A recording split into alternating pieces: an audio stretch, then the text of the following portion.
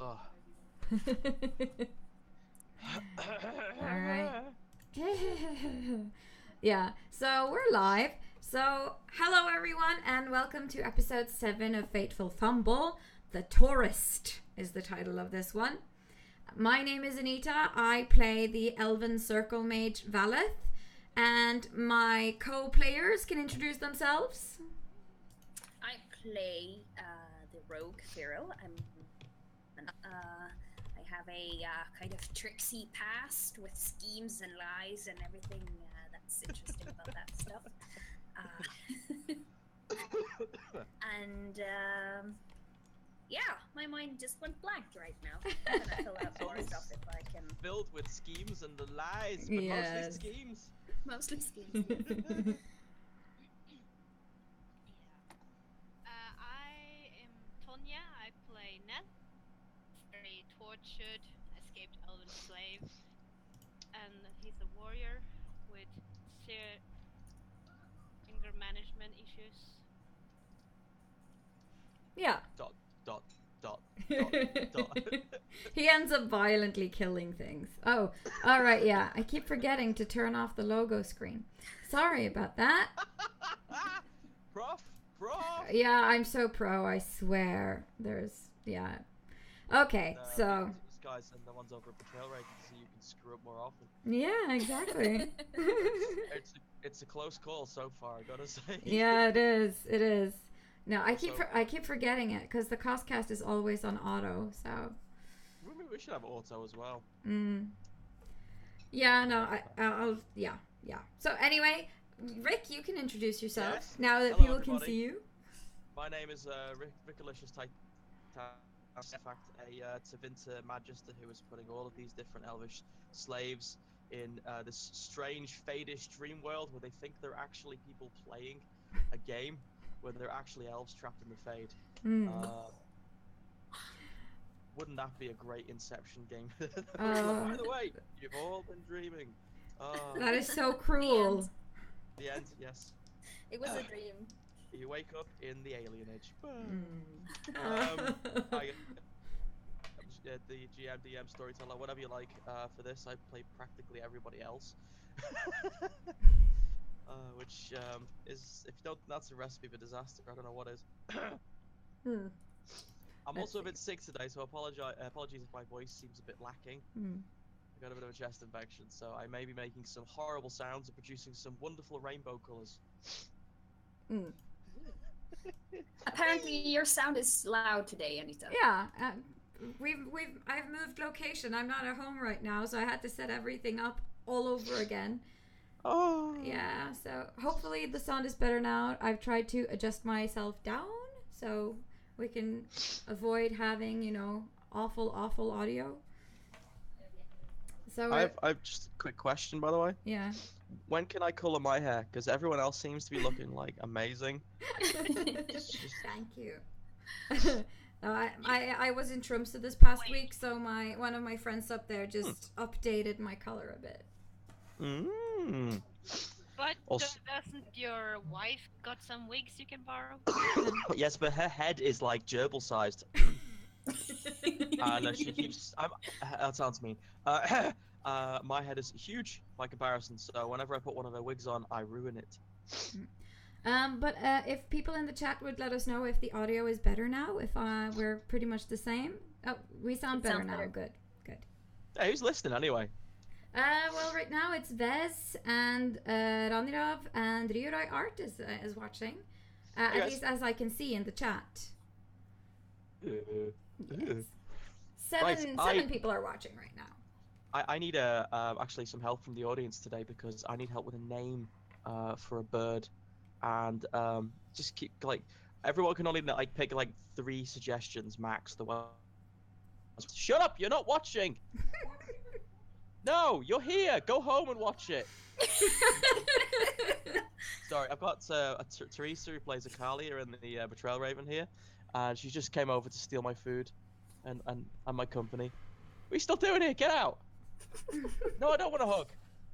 Stay away. I hate you. Oh, right. Snoo Dog is here and Sample is here. Welcome. Cool. But yeah, a name for the love. Aw. It's burning. You're a death mage. That's not what you're meant to do. I'm a love mage today. Yeah, I need Alright. help with a name for a pet bird. I won't give too much away, but it's got to be a cool name for a cool bird. All right. And I'll accept it as canon at the end of the episode. Right.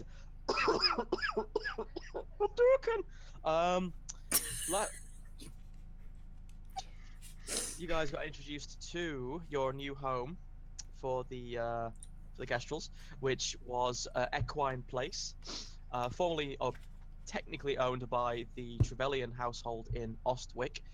It was given to you as part of their the deal from Esme Ostwick, the matriarch of the house, for rescuing her erstwhile son from an underwater freaking prison,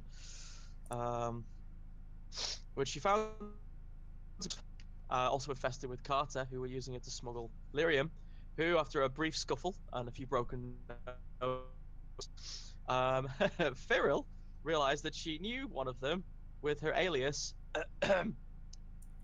Fifi. I got that message from her saying my secret name is Fifi.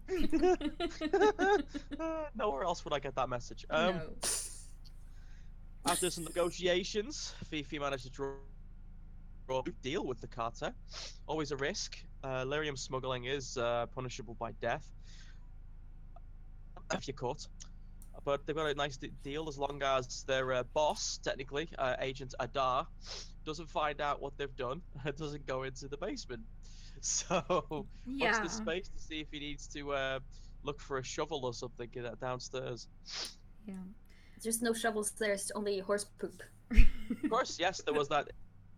Yeah, horse poop. It smells down there. No one should go down. Yeah. Just stay upstairs. It's fine. It's all fine. After you were given a bit of a setup with your new operation in the house, you not only set up a shopping list, which I haven't received yet, by the way, for new furniture and trappings for your new home. Yeah, no, I haven't. I haven't had the time to finish it, but it's like halfway there, so I'll send it to you. Your life sucks. Abandon all life. Yeah. Oh. Sorry about that.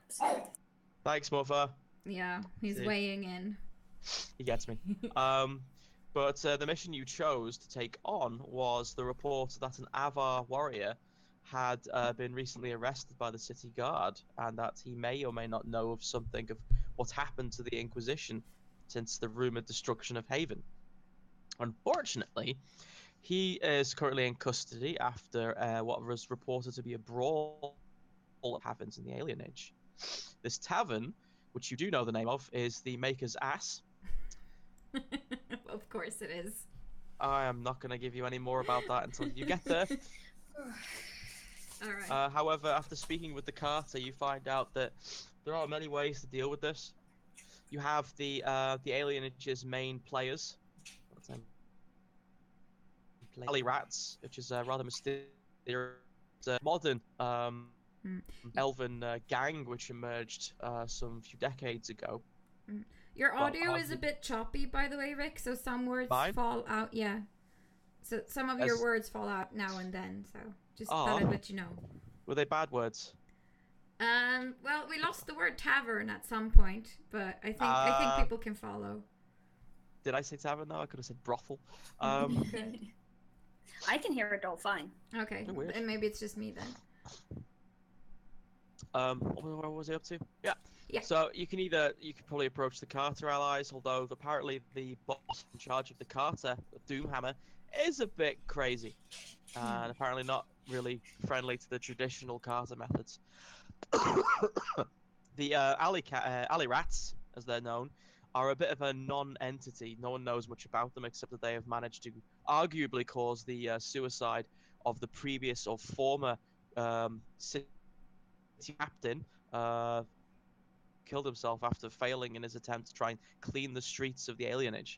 The new captain, someone referred to as Lloyd Maddox, who was personally selected by Meldwin, the woman in charge of Ostwick, the lady to the Lord, is a bit of an eccentric individual and reportedly very dangerous. The only other thing you know about is the fact that the a gang, the Alley Rats, were formed by some mysterious woman known only as Rasa. That's all you know so far. You're sitting in the living room, which is currently very sparse, though there are teams of agents and handlers currently moving in furniture. I will not describe them yet because I don't know what they look like. No. But we'll find out more later. Yeah, like right now I just picture us sitting on like mattresses that have just been spread out around the fireplace on the floor. So it's kind of like a big slumber party. There have been no other ghostly happenings, by the way, since that first night. Good to know. That's what I said. There's no ghosts. I'll probably try to check up on that later, though. Whenever Can I just do one thing moment. for fun before we kind of... can we just picture, like, me and a discussion about... And I'm gonna prove a point that they don't exist, so I'm gonna just sneak up to the wall, go into shadow mode, sneak around the room and jump up behind her, just to show her that anyone can do this. There's no ghosts. Alright, let's see if you can. Roll a stealth check.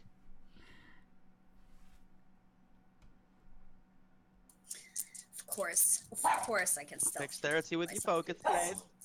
And Yes. then we'll need a perception roll from... Yeah. I don't have very much in perception, I don't think. I mean, I'm best at sensing lyrium, apparently. Of course you are. Yeah. So it's seeing, or is it hearing? What should I be or just? That one, to be fair, I'll accept any, except smelling, because Feral watches. Yeah. she probably does. She smells of roses. Yeah. Okay. So I think that's a 10. Yeah. You have to beat 17, so. Yeah, I figured. Okay. Drink. Oh yeah, that reminds me, I need to get a drink. Yes. Feral, after distracting you briefly with a flick of her wrist, says like, anyone could do it, look! Flicks. You look away and look back, and Feral's gone from her chair. The chair is actually rocking back and forth, showing that the bed is kind of still squeaking. That is uncanny. Recently, left off it. A few seconds later, after whipping your head around trying to spy her in the shadows, she leaps out from behind you, having traveled the length of the entire room. Yeah, what do you do when you leap at me? Scare you? I grab at your stomach like... You know, oh, okay. Valeth goes like, ah! And then she swats after your hands like, that is not funny at all! Not funny! This is how ghosts... Anyone can do it. Am I a ghost? No, I'm not. And if they hear someone, running towards you, and you see me coming with my sword and go like, where is it? Who's attacking? No one's attacking. Feral is playing silly games. Oh, I see. I'm proving a point. The front door gets kicked open off its hinges. The finger box next to it falls over as a rather burly-looking person wearing plate mail charges in with a double-handed sword, and it stops. Huh? Valeth? It's your friendly neighborhood Templar, Keth. Well, she just squeaked, and that. Yeah, okay, she was not prepared for that, so she just looks at him like stunned. Stupidly, like. I just roll my eyes and go like, oh boy. He can't control himself. You see a blushing on his cheeks. At which point he looks up at Ness, desperately trying to look at something else. Ness is also holding his sword. They look at each other just for a few seconds. Right. Sorry. Puts his sword back in its holster. Sheath. Sorry. Yeah. Then starts rubbing the back of his head, a bit coyly. So, yeah. Yeah, Valeth gets up and kind of like, straightens her clothes a little bit. Just like, hi, when did you get back? Just now. I'm a bit hungry. Can you hear my stomach? Oh, that's food. Excellent. I'm gonna sit down and eat. Oh yeah, there's more than enough. He plonks himself down, still in his plate mail. You do notice, however, on this chest piece where the flames used to be. He seems that. What's going on? I'm just testing my microphone to Yeah, see if it's I've better. turned up your volume. The chat was saying that Tonya was a bit low. Yeah, that's because my webcam microphone was on, not this Ah, that explains it. Okay. That explains everything. Yes, it like, does. Ever. Oh, dear me. Yes, you notice that Keth's Templar breastplate is now lacking the Templar symbol. Oh. Seems to have filed it off. Well, Some of the food starts munching it down unwholesomely, spraying spittle everywhere. Valeth kind of points to the place where the symbol is missing and asks, so what happened? Oh, nothing. I just I just fancied a change. So yeah, I changed. Didn't Okay. fearing the flamey sword anymore. I mean, that Templars have the sword which killed Andraste. I always figured that was a bit Yeah, I never really understood that arguable. part either. I think it was something to do with their old Inquisition days, but who can tell? Anyway, I'm back and I'm ready for my first mission. Okay. Well, I'm very happy to see you.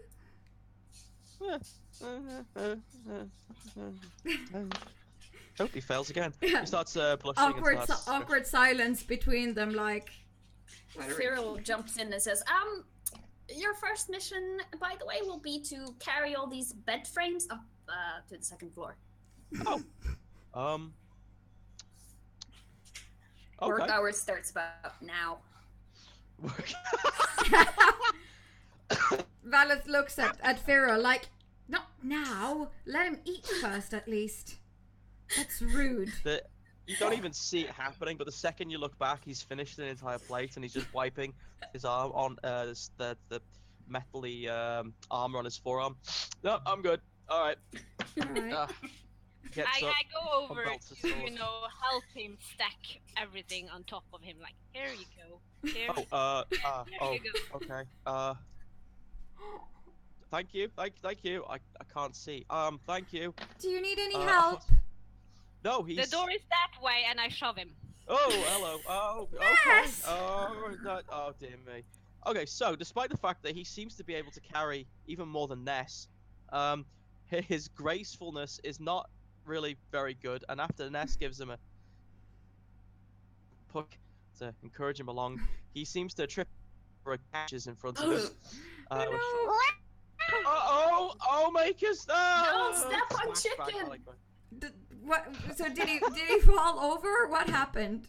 He fell over, and like a stack of dominoes, it starts with the rumbling of his, or the crashing of his metal armor, and ends with the shattering of a few wooden boxes, and a cat who's running around him at the moment, meowing. And... So Valeth just rushes over to him and like kneels next to him and like, "Are you okay?" That was a cat, right? I did not just step on a chicken. That was definitely a cat. No, it's a cat, but it's named Chicken. It's a long story. And she just tries to help him up. To Keth and picks him up and starts stacking. Okay. Ness Cyril is rolling on the floor, laughing. Out loud. Yeah, Valeth is just like, "I'm so sorry. I don't know why they're doing this." It's okay. It's like being the first year in the Chantry again. Everyone's picking on the new guy. All right. Yeah, it kind of feels that way. It's a cat. It's called Chicken. I am not suffering from lyrium withdrawal. Everything is okay. My name is Keth. I'm here to stay. That's good. He starts talking to himself as he wanders up the stairs. And then pushing him up the stairs, the cat's just licking its paw. Yeah. She can go up. I don't know if you know. Yeah. Poor. Bless you. And she. Sorry. You just made Keth allergic to cats. Yes. And strangely, the cat which is watching him shows a bit of an alien intellect almost, and then follows him up the stairs. Oh. And 5 seconds later, you hear him go, "Oh, my maker!" Smash. No. That evil. You call Urge it is a prankster. He's probably just having fun. Yeah, sure. his parent, no doubt. Should we go check on him, or should we just leave him to I'm it? okay. He's We're fine. just gonna make DuPont, or I mean Eep, fix it. It's fine. Okay. Okay, DuPont's so- around, by the way. So, but you have a mission. Yeah, Yes. we do. Has everyone eaten? Are we good? Have we decided on what we're going to do? No, not really. We have two different ways of getting to this prison. A is to try to speak to the alley rats, and B is to try to buy our way through the system using, city guards or whatever. So we have one thing we can do is pose you, Velet, as a prostitute. So Oh, maybe God. a corrupt guard. We could kind of, blackmail a corrupt guard. How? This is most possibly the worst idea I've ever heard in my life. Well, then we have, option 2, which is walk straight to the alienage and try to speak to whatever, person we find. I guess they're probably someone who's heard about them at the brothel or a tavern down there. I mean, gathering of information is your forte, so I don't. The third option is just going and, get information or, make people do what you want them to do. By beating them over the head, you mean? Or just chop off till someone speaks. Who speaks? Who's We can't just ask whoever. There's only no, of course two not. different groups of people we can talk to. It's either the alley rats or it's the guards. We need to Yeah. choose either one. Yeah. But so I'm for whatever. You guys choose. I'm just the sword. Rick, what do we know about the guards in general in Ostwick? Are they generally Corrupt. corrupt or are What? City guard are corrupt to a point. I mean, hashtag not all city guard, but most city guards are corrupt to a point. The ones in Ostwick are more noble on the face of things, but they tend to, since the new guy took over, this Lloyd Maddox, they've gotten a bit more canny. They basically know how to work the system to their benefit. It's good because they've been a bit overwhelmed lately with new immigrants coming in. So corrupt, yeah, probably. All right. Well, if they are corrupt and easily bribed, that would be maybe the fastest way of getting anyone out of jail or prison or what you would call it. So you are all for us posing you as a prostitute then? No, I'm not. Why do I have to do it? How Why else can't will you we do- what? buy out the guards? Why can't you do it? Have you seen yourself? I look like a little boy. Well, I think Yo would be the most charming one. I mean, Valis is too honest. Oh, thanks, Rick. What? that's not me. It's Ingrid. Okay, so it's an official vote in the chat whether or not Valet has to pretend to be a prostitute for the rest of the night. I mean, you could definitely be like one of those new prostitutes. a fresh one? A fresh one, yeah. Oh But look, God, it's Miss Saigon all over again. Valet, the reason why I'm choosing you over this is that you guys need someone to actually bribe the guard. And I'm asking you guys to do that. All right. Okay, well, if I agree to this crazy scheme of yours, what exactly am I supposed to do? Dress up real skimpy. Not that you need real much other thing. You can't just dress up like you're doing now. Just kidding, Valet. You have better to- be. You're always joking.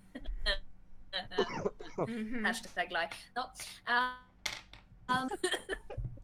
Well, Vez is saying prostitute! Exclamation mark in the chat, so she's excited. She always does that. It's fine. It's like completely out of context. Keth comes down the stairs looking a bit deflated. I don't like chicken. I don't like chicken at all. I don't think he likes me either. Are you scared of ghosts, Kath? No. Good. I mean, they Does this exist, play- but I'm not scared of them because they're technically usually just spirits. Oh, finally someone else who knows the truth too. Well, yeah. I mean, the Chantry teaches us that spirits are, you know, they're real. So I've never seen one. Have you any way of proving it? No. Do I need one? Yeah, there's one upstairs in the corner. Can you go look for it, please? That wasn't me, by the way. Which corner? Because there's a lot of corners up there. To the left, east side, on the west, north end. You don't have to do what she says, Kath. Ignore her. She's being Yes, a you child. I don't. No, Yes, I you thought she was the one who was in charge. No. do. Yes, she is. Now go do her bidding. Okay. Ignore her. By the And way, ignore him. why are you shouting prostitute so much? We just saw someone walking by the window. We're guessing. We're playing pedestrian. Oh.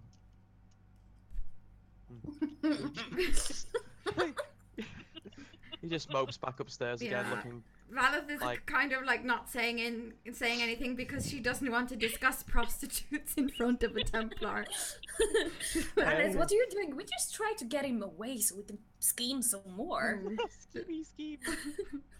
And you want him to hear that we're gonna post you as a prostitute? Fine. No, I said I was keeping quiet because I didn't want to talk about it. No, you don't have to leave. You don't have to listen to what she says. Oh no, not No, that. but continue It's talking. you're being mean to him. You're being mean. Yeah. Poor Kath. Oh, All the more reason for you to be extra nice then. Uh-huh. I'm gonna make it up to him. We're making you look good in front of him. So You don't guys are worry. the worst. The absolute worst. Okay, so the play is, Valet, you're gonna play the prostitute. You can just like look scared a little and pretend you're from somewhere exotic, like Like Ferelden? No, I don't think that's going to fly. Or you you're- can just, where I come from, many gods or nobles or whatever like young innocent girls, so you can pretend to be like innocent. So and that would be like even more. How did we even get into this conversation? I feel like my life and my career has taken a very strange turn. Valet, we'll just put some flowers in your hair and you'll just have to smile and wave to the boys or to the girls, whoever. Very shyly. And we're gonna protect you. And all you have to do is to get one of actually agree on sleeping with you. Then after that, we're gonna stop the whole thing. But what's important is that you have to single out one, not groups of 3 or more, but like a group of 1 or 2 we can handle, but no more than that. I feel very unprepared for this. I don't think it's a good idea. But if, Okay, but then if you're not, we can always just head down to the village and talk to the evil elves. Or they're not evil, but I'm not sure if they're gonna be friendly towards us, though. Well, you're the one who knows how to do these things, how to get information. So if you think that's the best plan, we'll try. But I'm not promising that it will be successful. That's all I'm saying. You can go both ways, I guess. Yes. Oh, ha ha ha ha Yeah. ha ha ha! Very, very, very funny. Yeah. So amused. Keth stomps down the stairs, Mhm. making his heavy thump. He comes down and he walks into the room, folds his arms. Very, very funny. I suppose it was your idea to put all your furniture stacked up in the middle of the room like that. Huh? What? In your room, I think it was. All of the furniture's like set up in the middle like some. Are you It's a sure? ritual or something. We Yeah. didn't do that.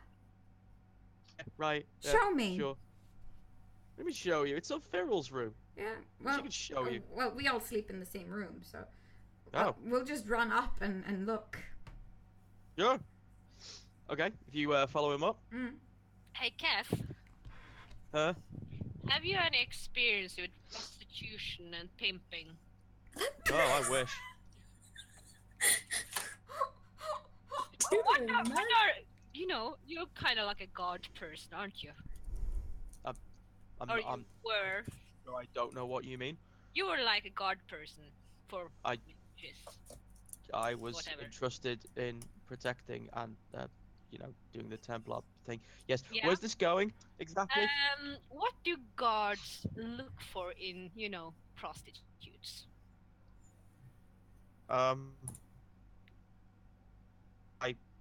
You alpha male types, you. I'm a what now? Ness, I don't think it works the same way with Templars as it works with, just a normal. Are you sure?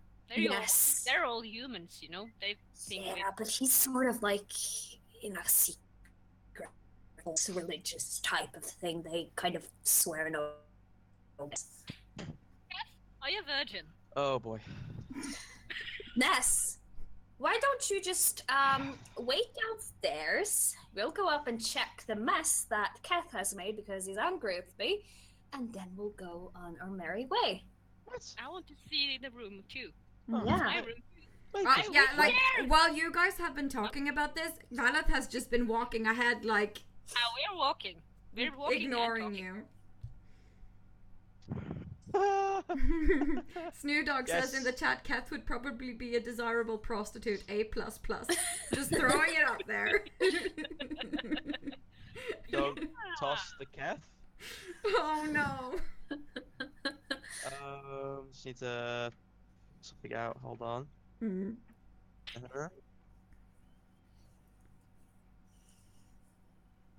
Right. Well, I guess we're just all walking towards our room and just throwing up. And you're walking and you're walking and you're Yeah. walking and you're in your room. In your room. It's arrayed out pretty nicely, where you each have a portion of the room together as you already decided. However, in Feral's part, all of her belongings, everything has been very organized in an organized fashion, just propped up on top of each other in this almost waving tower. Keth is- Ha ha ha. Very against the wall. funny, Keth. Funny man. I mean, how would you have the time to do this without making a lot of noise? I mean, I don't sense any energies or anything, but this is just weird. You've got a mischievous spirit. There's nothing really to say about the matter. It's just one of those things. I saw it before Perhaps. when I was working in the tower. I got plenty of there. Oh, yeah, true. There usually Don't know are what you some. did, Feral, but you really pissed this one off. At Yeah, least it's yeah. tidy. I guess it's pissed off because Feral doesn't acknowledge its existence. Yeah, that'll do But it. it's not here. It's just, these are material things placed on top of each other. There's nothing spiritual about it at all. No, Yeah. Keth or chicken or maybe Eve. Because Would I'm you- calling Eve. Would you mind rolling a perception, please? Yes. Empathy. Actually, I do believe. How about that? Communication. Yeah, I don't have anything in perception like any of the, so it doesn't matter. Right. Well, yeah. Let's see that then. That is a You have what? 16. 16. Drake. Always. Yeah. As far as you can tell, he's distinctively bemused. You still don't believe. He doesn't seem to care enough to perpetuate a lie. He just doesn't. He's not bothered enough. He's just like, you know what? You're a child. You just believe what you will. I don't care. Okay. You have a spirit. Deal with it. You're getting from him at the moment. He's just like he doesn't care. So Feral kind of knows that he hasn't done this, but she doesn't want to acknowledge it. I just Hey, No. pollution is is a river in Egypt. Sorry, wait. Damn it, I screwed that up. I'm sick. Shut up. There. Maybe she'll soften up and be a bit more nice. But Yeah. Yeah, Valis just looks at her and goes like, "Oh, you should be afraid. Very afraid." Of what? And I just kind of push you to the side and just like, like jokingly hitting you friendly on the shoulder, like, and I Okay, just turn around.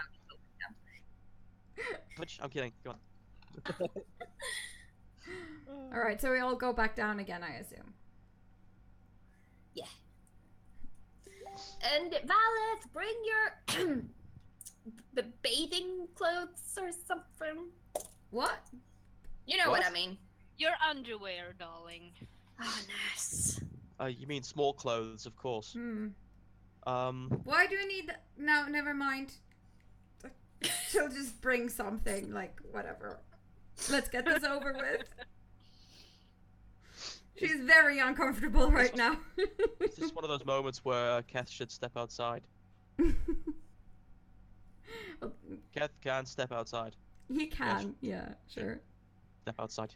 He stands up, wanders out to the door, hesitates for a second, considering something, and then no. He goes outside and closes the door softly behind him. You are alone in the living room again to discuss your crazy plan. Yeah. Go ahead. Go ahead, Ruin all the Feral. work that I've done so far. It's fine. He wants us to go down to alley rats. No, it might end up. You do what you like. Anyways. I relish the challenge. All right. Plan is, Ness, you're gonna just some meters down the road. Just be sure that you can see Valeth at all times, and be sure that if someone comes and does something, you can easily jump out and protect her. All right? I'll stay close. Yeah, but not too close. They can't see that you are kind of with Valeth, because that's gonna keep people off, Stay and, check her out like if I was a potential customer then. Not too close though, because that's gonna be No, really no. weird. No, not too close. Across the street or something. Yeah, that's good. I'm gonna be on the opposite side, and whenever I spot someone, Valeth, of interest, you're gonna snap on your actor mode. Oh, yes. You're gonna pretend. Sure. You're gonna try to flirt with this person, and you want them to come as close to you as you can, and you want them to try to buy you. All right? Okay. You need to practice, though. Yes, I think so. Are we gonna practice on Keth? No. No. He's not as brutal as these men. These men probably will be. He's just a delicate flower. He can't talk like these men will. Try. Oh, God. Try. I have lived with who lived try to flirt with the elven slaves and taking them. That's really cool. We can do that. Would you mind just stepping out of the room and then come in like 5 minutes, Ness? Yeah, sure. Yeah. Okay, Valeth. Yes. Does Ness go? Is he like eavesdropping? No, that's where Keth is at the moment. Yeah, in the street. yeah. So they'll both be outside, like. So, yeah. So are you a virgin? Shut up.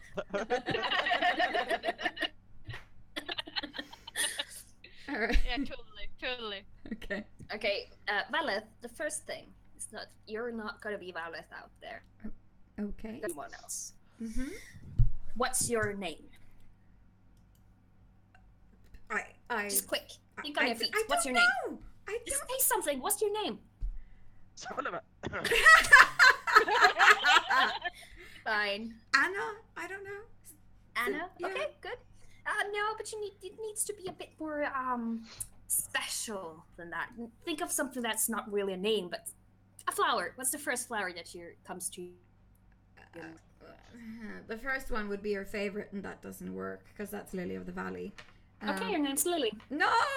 Don't ruin that flower for her. It's nice, but well, sorry. Fine, Lily. Your name's Lily. Fine. And what is your speciality, Lily? Okay, let's say something else first. Let's do this easy first. Okay, let's just back. What's your favorite food? Go fast. Think fast. This is the first thing that comes to your mind. What's your favorite food? Bacon? What's your favorite food? Bacon? Okay, good. You like bacon? What's your favorite animal? Cats?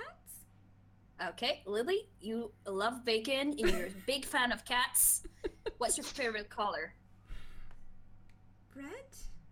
Okay, awesome. What's your job? Prostituting? That's what I was going to say. Being a prostitute?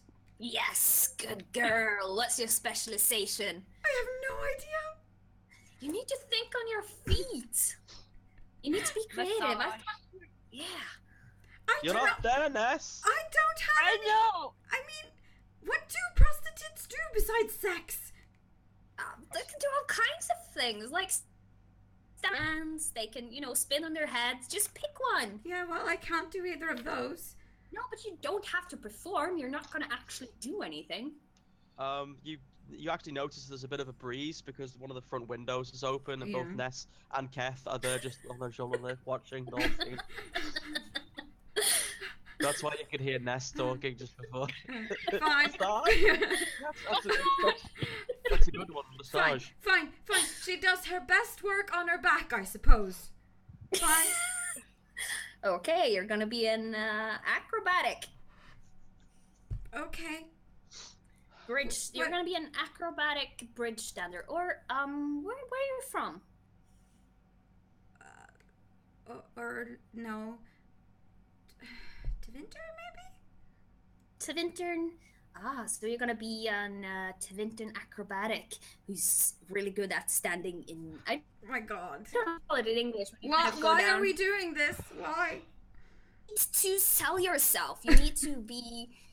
If someone asks, you need to have a role. You need to have a persona because you're obviously not gonna be valid. Well, no, of course not. That would scare them away. Yes. So you're gonna be. Just say that you're really good in acrobatics and you're fine. Okay.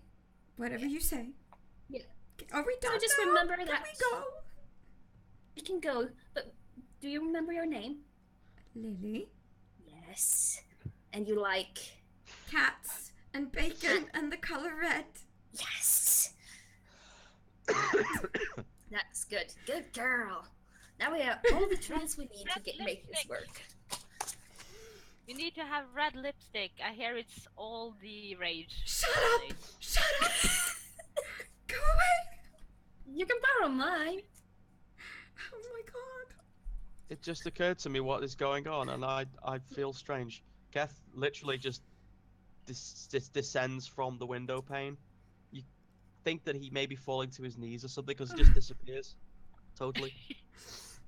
Oh my. I'm just, looking at him. He's fine. I'm not fine. Did he hear? Did he hear all Okay, of that? Cyril side, and she just says, Kath, Yes. you do understand that this is all just for. This is all an act. This is nothing that's going to happen or is for real or anything, right? I literally just woke up this morning thinking I was going to have a really simple day. Then I came here. You can just go inside. You can sit in the garden inside and wait for. You can go I could- at chicken. Why do you call your cat Chicken? It's a long story. Do you have a chicken called Cat? No. Maybe we should get one. We should. We should definitely. I need to sit down. That's your job now, Cat. While we're on this mission, you go out, find a chicken that we can name Cat. He struggles for a second, pulling something that looks like a necklace, and pulls it out. A little vial of lyrium seconds. This is actually happening. Gets up onto his feet finally. Looks down at you all. I've decided. Yes, Maybe that's a just good think about idea. This spirit problem of yours. That's a good idea, I think. Yeah, that sounds good. Yeah. And also, I promise you that nobody, whatever you heard that me and Valet were talking about, nobody, the guards, nobody will touch a hair on Valet's head. All right? Promise? Yes.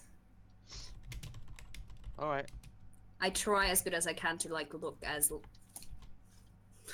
Yes. No, I'm not lying. I'm not gonna make you promise. roll persuade for that, actually. That's... Thank you. If Okay. you want him to come along, you can have him come along. They are companions after all. Okay. If he's up for it, only if he's up for it. If he can handle it, because it's gonna be rough, I guess.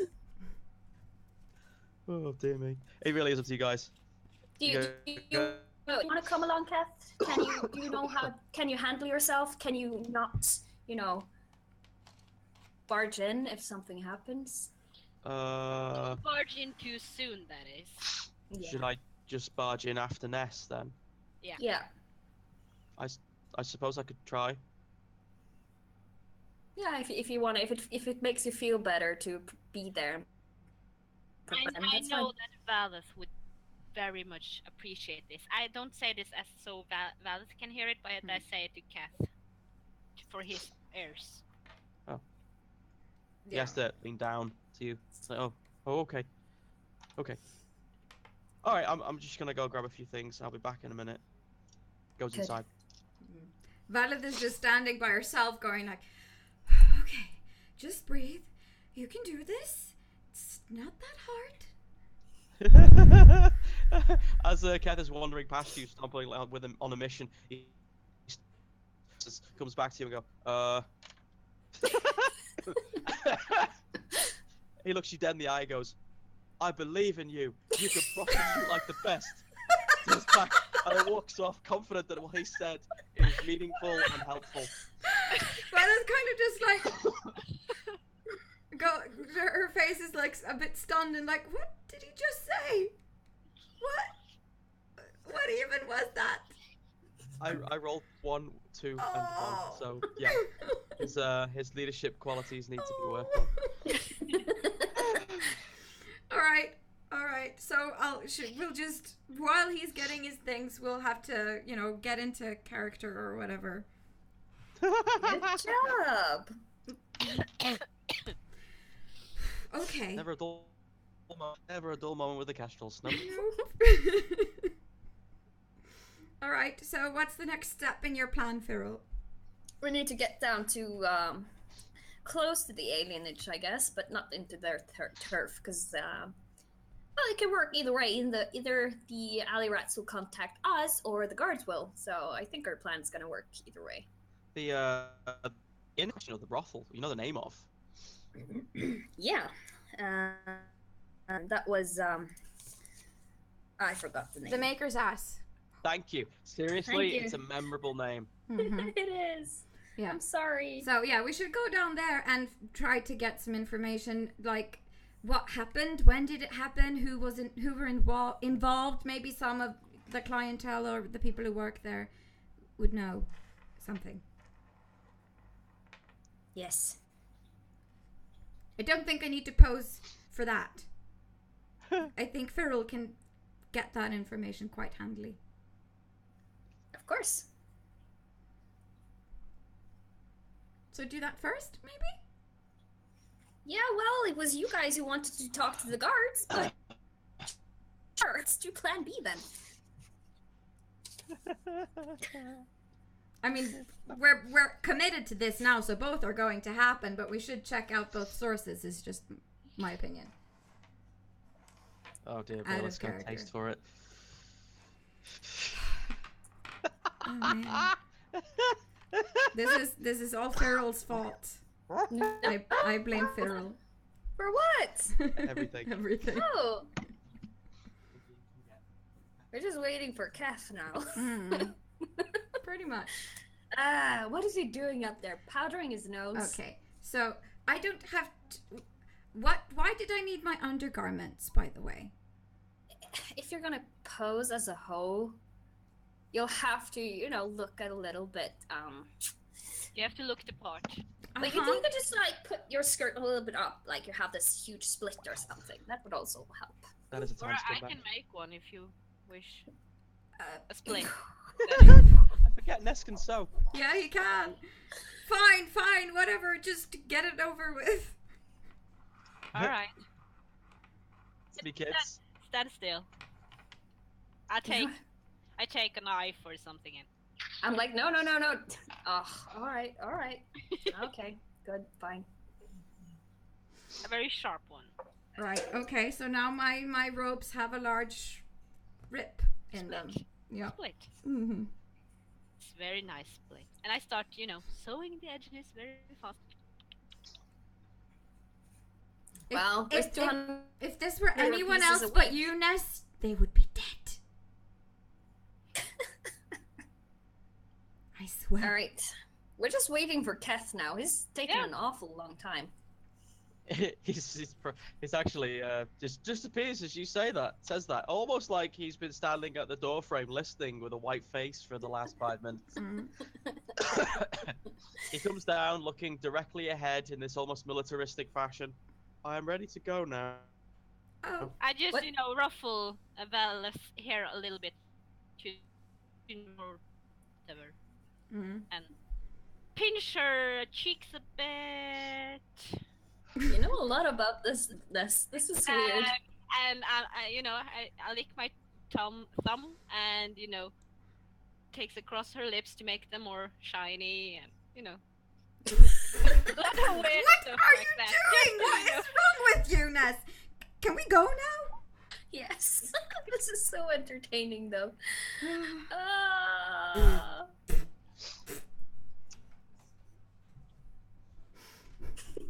And you go. Yeah. Right. Just for those of us who weren't following, as in myself, what does Valeth look like right now? Yeah, I would like to know. She looks very natural. She's got a slight rose in her cheeks and glossy lips, just because, and Because and her hair is like voluptuous or whatever. And I'm gonna go get one of those roses that I asked DuPont to fix, and I'm gonna stick one in her hair. Okay. Do you kind of just the roses are there. DuPont never lets you down. He has his make sure he does everything he's asked of him. I'm just going like, good man, and I pet his head. He says something in Elysian which you understand, but you're not going to translate for anyone else because it's very rude. I kind of kick him in the shin. Cursed sorry, knife! I didn't see, you're so small. Oh, you and that cat are just the same. He hobbles away. When you put the rose in Valeth's hair, Keth actually just then leans forward and just adjusts it slightly. He's committed, all right. I really love that he's in on it. It's awesome. It's almost as if he recalls what he's doing and to what aim. And he hasn't fully understood the plan, so as far as he's concerned. So he has this look of Violet's face is just bright pink at this moment. Really pink.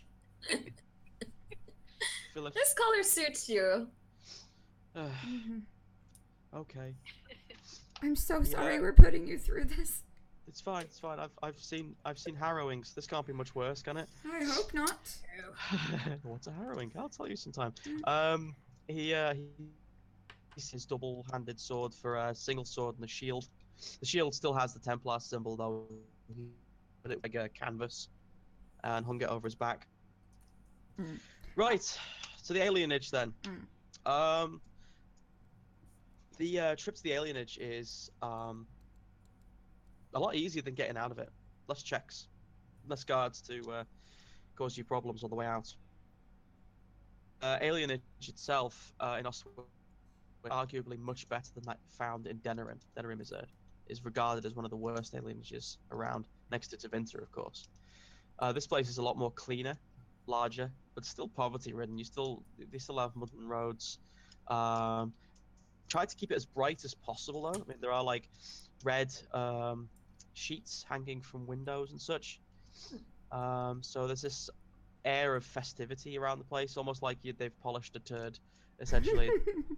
But I think we'd feel like home here, seeing as there are mostly elves around. Oh yeah. Yeah. It's at least 9 out of 10 9 out of 10 people that you see are elves. You see like 1 or 2 dwarves. The rest are just humans. You see very few city guards. The hussars that were here last time seem to have moved on. Although it's very easy to spot the small groups of elves with these really intricate serrated tribal pattern style tattoos on their faces. They don't look particularly Dalish, but they don't look like anything else. They seem almost like the different animals, like birds and mostly like rats and things.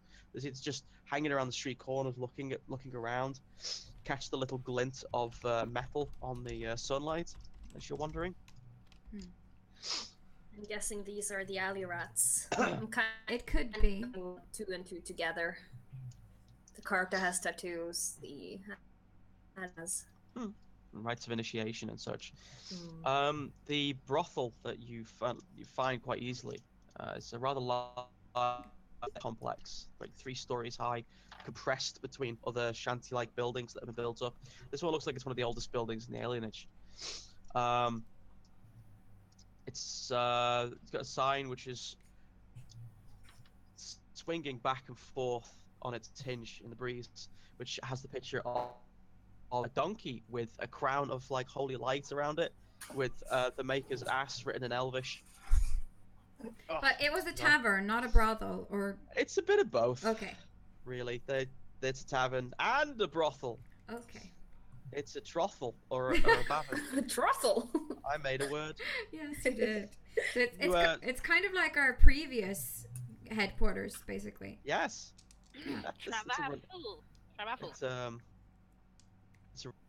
This place seems to be doing a lot more business since down. Oh, excuse me. Right.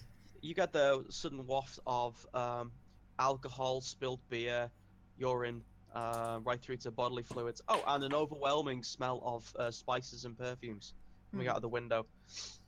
Someone, as you're coming up to the door, someone large, human, and filthy stumbles at the door and then throws at your feet. Hey! Watch it, man!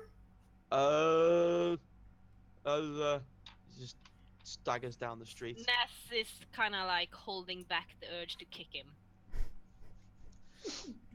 Kef is just watching everything like a hawk at the moment. An elf, standing quite tall for an elf, comes to the door, folding his arms. He's got a sleeveless tunic, a rather severe cut, high collar. It looks almost Tavine in its cut, except that it's been slashed here and there, made a bit more rugged looking. On his serrated tail tattoos, all coming to rodents that are fierce on each hand, and you immediately notice that there are 2 daggers around his sides. You just watch the man down the road. Stupid human can't take his weed ale. You got some new customers? You want to come in? You want to stay there all day gawping? What's his problem? Huh? Hey, Mastera, what's your problem, eh? He's a mute. He's a mute? Yes, Yeah. he can't speak. I can't speak. No. I like you, you're funny. You come in.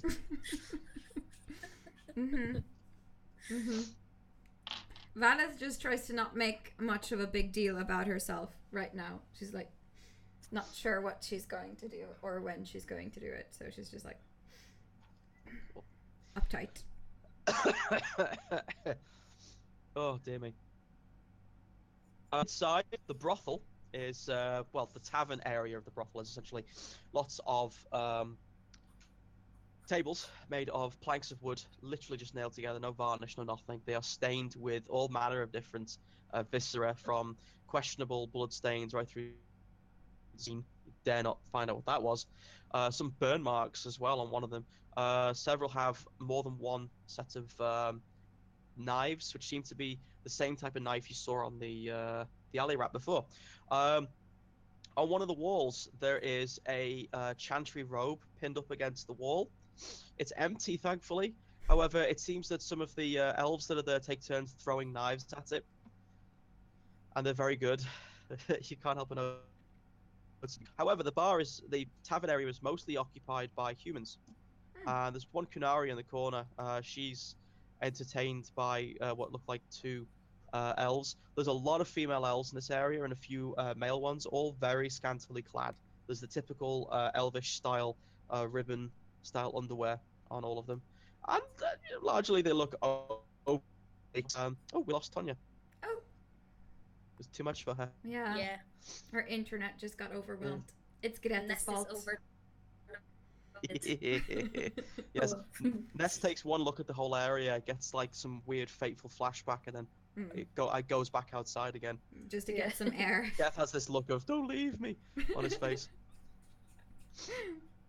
But yeah, as you enter, there's one of the girls who looks like she's not got anything to do wanders over, sidling in the most practiced movements you've ever seen. So, which one of you would like servicing today? This one, Lily. Lily. What? Wow. She looks a bit skeptical at you for a second, judging you from head to toe. Are you? It's out of character. Is Farrell aware that you just said that Lily wanted a dance or sex from that? Yes. Okay, just checking. Yes. Apparently. Where we're going now. Okay, so she looks at Farrell like, "What are you doing? This is not the plan." You need to listen up. You need to think on your feet. Okay. If you don't want this, then tell her. What if? Your friend looks like she could turn tricks herself. Hey, good looking. Maybe you'd like to come up into my office. Nah, I'm good. I'm good. I'm married. So? What? Oh, maybe later. I would like to get a drink first, I think. Oh, a bit of lubrication, huh?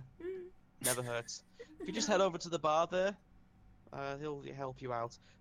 Sorry about his smell, by the way. He refuses to wear anything powerful enough to hide the scent. That's fine, thank you.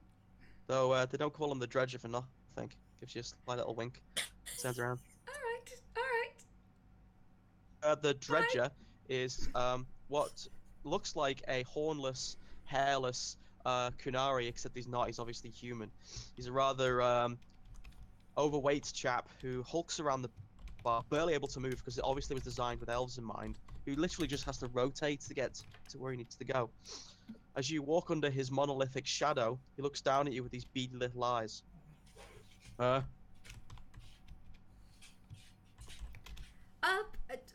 cup of wine, please. Turns around, you hear a little pouring sound, clotted sound of solids in the wine. He turns around and yeah, the wine looks freshly graped and stomped. The glass is utterly tiny in his hand, and he places it in front of you. La di da.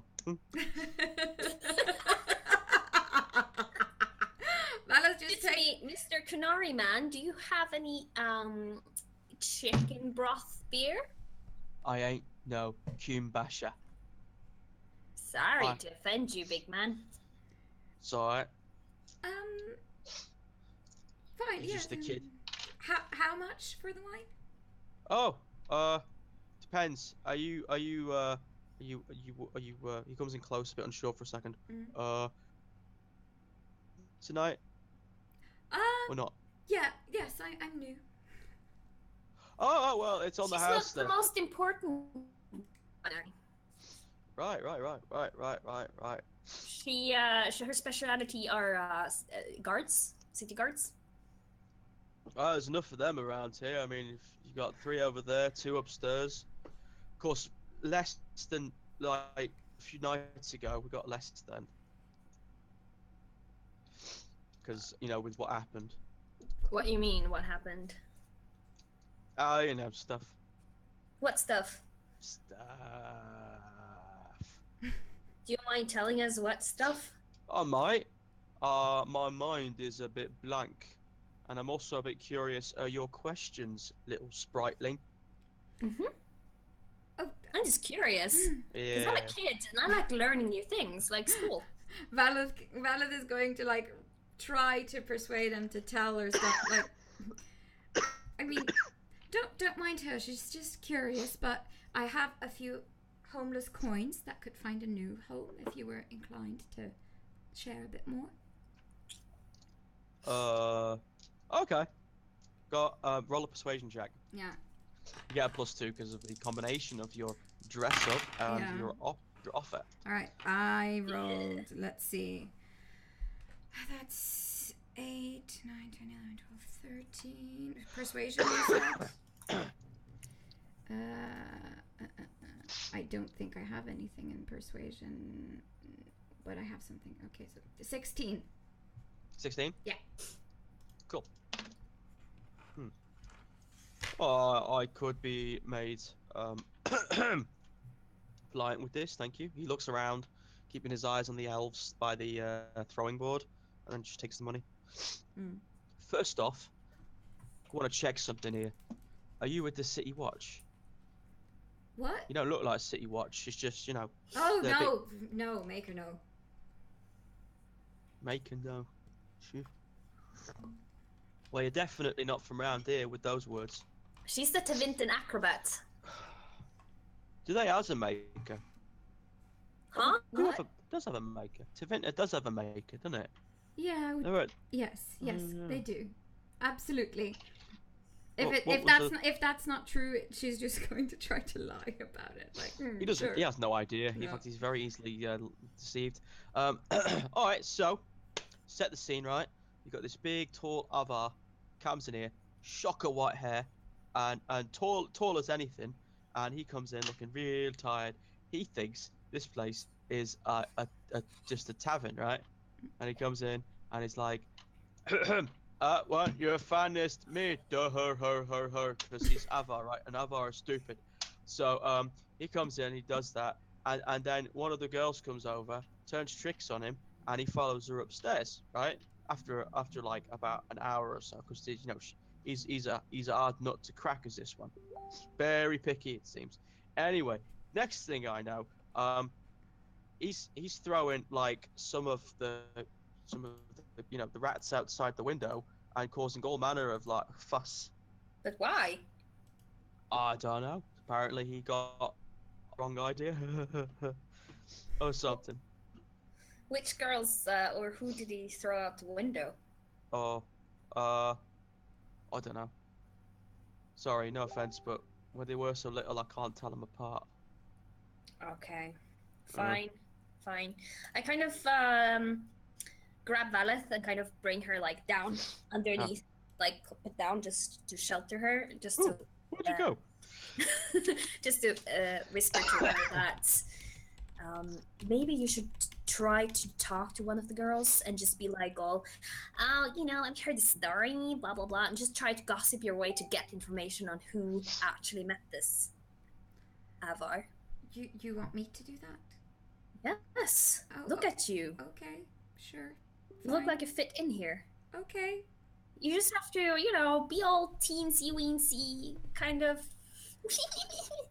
act real stupid. Act like that guy behind the counter. Oh my goodness, this is going to be harder than I thought. Fine, I'll try.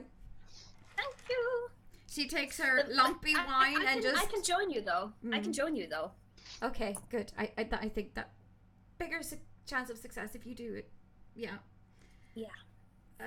Right. So she takes her glass of lumpy wine and just tries to mingle in the room, trying to get more info. Now we're talking. Yeah. I pretend that I'm drunk, so I'm kind of just like.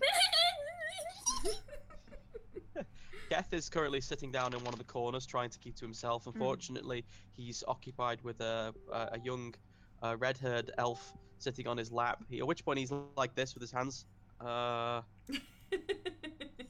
He's looking across the room to you with this kind of like, help me. I think Ness is probably sitting with you. Yeah. Tonya's Definitely. internet is a bit bad, so if we need to play out Ness and she can't do it, could you do it, Rick? Oh, I'm totally doing this. Yeah, I am cool. totally doing this. Fine. Are we still doing phrasing? Yeah. So, happy on top. But Ness is pretty much just sitting across the table from Keth, just bemused by the whole thing. When anyone comes over to bother him, he gives a very firm kind of look. Whereas Keth is too polite. He's like, oh, okay, we're sitting now. Oh, hello. I'm pleased to meet you too. That isn't nice. I'm not Brazier. sure what that is. The thing you're wearing. The one thing you're wearing. I'm very lovely today. No, I don't think I need to look closer. But thank you very much for the offer. I'm very flattered. Am I married? No. Am I looking? No, I'm not. Help me. Oh, okay. He's probably crossing his feet. I think he's praying. Yeah, in his probably. mind. No, we can rescue him once we're done looking for information. You are so cruel. Anyway, if you'd like to roll a, let me see, communication and... Oh, should we put this under etiquette? That'd be interesting. Ah. Etiquette. Don't have that, I don't think. No. No. But it's still a 16. Yeah, I'm going to try to, let's see. Okay, so that's 4, 5, 6, 7. Actually, if you have a focus in it, you could do investigation on communication instead. No, I don't have that either. That either. No. Lame. What'd you get? I got a 10. You got a 10. Yeah. Most of the people that are there recognize you as either fresh meat or they don't know you, so they don't trust you. You don't get much. Do you start asking about anything in regards to the organization? Do you actually refer to them as the rats, or do you ask about Rasa or the Avvaar last night? What do you how do you phrase your questions? Phil goes like, oh my god, Lily, have you heard about that story last night? There was this Avvaar. He threw like 10 people out of the window. 10? Are you sure? That sounds like quite a lot. Yeah, it's so true. It happened. It's so funny. I wish I was here and I could see it, but I wonder where he's now. Maybe we should ask one of those girls. Well, sure, maybe they would know. That sounds like fun. Yeah, and we're talking that probably someone around us would hear us. Yeah. Oh yeah. Yeah, definitely. Pretending to be drunk. Yeah, and I'm doing it poorly because Valeth would be doing it poorly. I figured. Yeah. Because Anita is well known as being a deceitful person. Yeah. Oh dear me. But one of the girls who is in the corner originally is basically talking to one of the rats members. Overhears this and then walks away from the elf in question to where the bar is, and then just looks at you until your eyes meet, and then goes. To the both of us, or just to Farrell? Can't tell from that distance. Probably both. All right. Okay. I think we should follow her. Okay. Valeth tries to look ditzy and stupid, and just smiles. I kind of give Ness a look of, all right, you better just, kind of not follow, but watch us, sort of thing. Yeah, as you get closer, she gets a drink off the big barman, and basically puts a hand in the drink, pulls all the bits out, and throws it away before taking a sip. Oh, that's how you drink it. That's so smart. You're so smart. And Aren't you putting it on a little bit thick? yeah, let's put our cards on the table, ladies. I don't know who you two are, but you don't work here. Oh, no, we're just visiting. Though, I do appreciate the effort, she says, turning to Valeth. Yeah, you need work? this was not my idea, but thank you. No, not a problem. If you ever need work, let me know. Let me tell you something. We don't like you asking questions around here. No. So why don't you spill it and tell me what you want to know and why? Right, okay, Valeth just drops the whole silly ditzy thing and goes right back to, Valeth. Yeah. So, fine, I will tell you. I am working for an organization who are interested in finding the whereabouts and the name of the Avvaar that got arrested during the fight. That's all the information you're going to get. Is that right? Well, about that, unless you have some other more specific questions. Which organization is this? That depends. What's it worth to you? Oh, a lot. I mean, if there's a new organization in town, we'd like to know about it. Yeah, who do you represent? Maybe, maybe the rats. Maybe nobody. Mm-hmm. If it's nobody, then telling me won't do a dime. Well, Do a damn I thing. can assure you we are not army, militia, guard, Templar, or even Circle affiliated. They don't bother us. Good. You don't look like Carter. No. Smart girl. You're a recessionist, but who knows? Alright, well, if you want to talk to the girl involved, follow me. She leads you behind the bar into an area where there's lots of casks where they keep the beer and wine and such. There's more elves in here as well. Just one of them is sharpening a knife on a whetstone, looks up at you with a bandana around his head. One of his ears looks like it's been cut off. Yeah, Valeth is definitely casting glances at Ness and Kath like, pay attention. If they paid attention, you can't tell. You get led into that back area, and then she opens the door at the back. Light streams in from outside. Come out here and you'll learn everything you need to know. Right. What's out there before we go? I tend not to go blindly into areas I don't know about.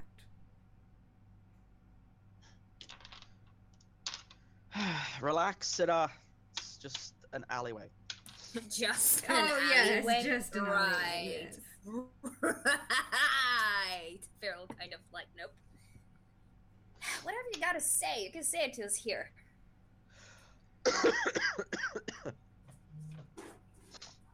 Alright. As you wish. She, we have opens coin. the door. We can pay you for the information. We just need to know the name and and why he was taken. I don't know what you're talking about, Masetta. She opened the door around 1, 2, 3, 4, 5, 6 elves. Behind you, the barman is now hulking through the door, blocking the other entrance. So you're standing in a confined barrels on either side. With 6 elves. The prostitute who was there has disappeared.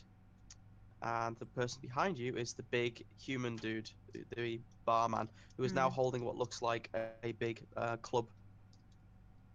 Right. They're just looking at you. Well, I told So you what this was now? a really bad plan, Feral.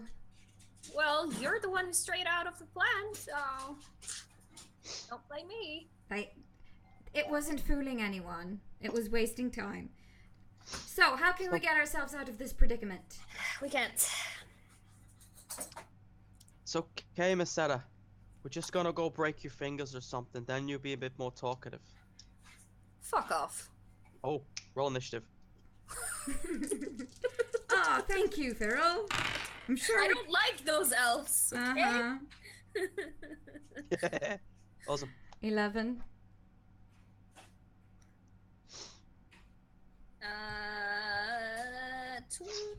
Wait a second. I'm just gonna TV. 24? Drake! Oh, goodness. Yeah, drink.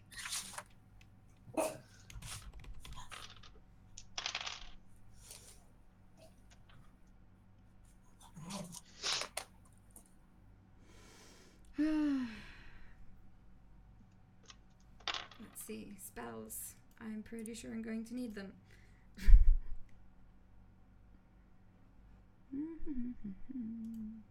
Cool.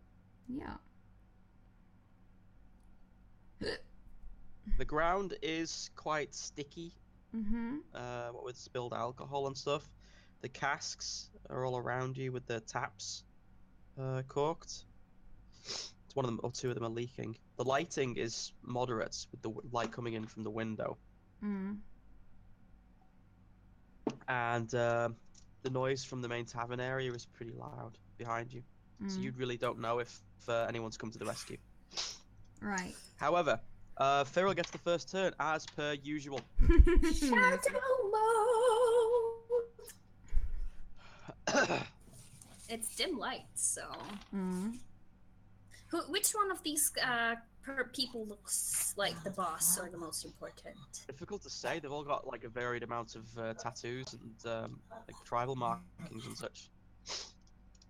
I'm guessing I'm going to shadow mode, and I'm trying to sneak behind the woman we talked to, and I'm gonna try to pull my dagger to her throat. Unfortunately, she's already left. She let these other guys in. She's just locked the door behind you. All right, so we're cut off from the rest of the tavern. He's just kind of making a noise. Sorry. It's okay. Pugs are cute. He's being annoying. He's being a douchebag. Yeah. So the door to the tavern is locked, so we're trapped between two closed doors now, or? Yes. Okay. It seems that way. One closed door and one huge human being. Yep. All right. I'm gonna show mode. That's your minor action. Yes, and I'm gonna try to. Yeah, I'm gonna try to pull my dagger on somebody's throat and kind of take them back with me. Yeah. Do what do we call it? You can't actually hit them from the flanks because their flanks are covered. Right. So it wouldn't count as a backstab. However, you would get the surprise on them, which means you get bonuses to hit. You just wouldn't get the extra damage. It's fine. I'm still gonna try to, you know. Guys don't seem like they're well armored though. They're just wearing clothes. So armor won't be a problem for once. Yay! Nice. But I do need to throw stealth, I guess. Yes. Is gonna be 15, 20. Oof. With a double. Don't know if that matters, but 17. Yep. You leap on the first elf in front of you. The big guy. yes. I gave you two options and you said yes. Why do you hate me so much? I'm gonna go for the big guy. Good. Cool. Yep. You hit him. Roll for damage. Let's see. My damage is 1d6 plus 1 and strength, right? Yep. That's only gonna be 6. Only 6, she says. Okay. Alright. So, Tonya says that she won't lose the internet if she doesn't use a camera. Oh, That's fine. Okay, that's I'll weird. try to. How do I sound? Do I lag a lot? There's still a bit No, not so of much. lag on my side, but not a whole lot. Okay, we'll just try it this way then. Yeah. And hopefully it will work. So now I've missed a lot of things, I hear.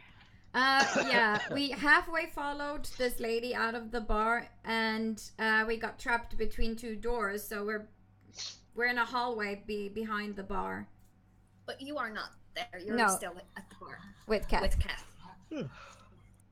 You can roll for observation and see if you like notice that they've gone. Sure, I'll do that.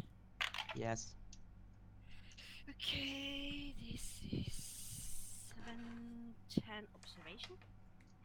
Like perception. You got 10 in perception. Internet.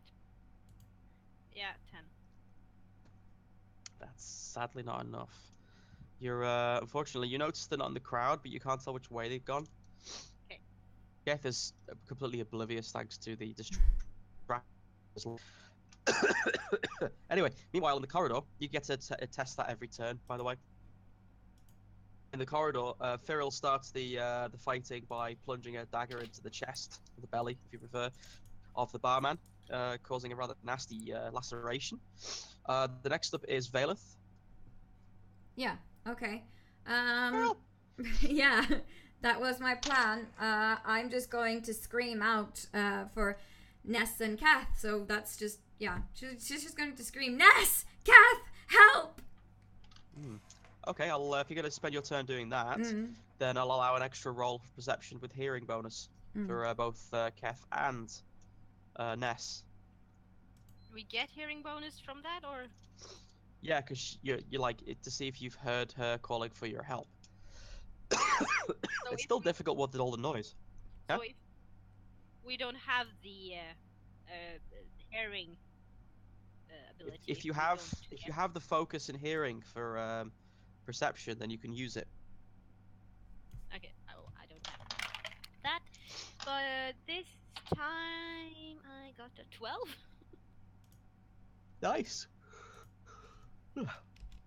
You actually hear at the distance of a voice that is straight ahead of you, somewhere behind the bar. Okay, I'll yank Kath with me and go around. As you grab him, the girl on his lap falls off, at which point Kev's like, sorry! Yep, the elves, who don't know what's going on yet, rush forward at both... Actually, Valith hasn't moved, so she's the only one in the way. First one hits... Oh no, prepare to drink, people. Oh, prepare no. to drink. Lol. That's really bizarre. Have I? Ah, here it is. Hello. Here we go.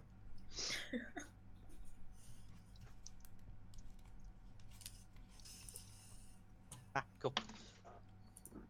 First off, that's 8 damage on you. Really? Okay. Second one misses. Third one gets a 12. Does that hit you?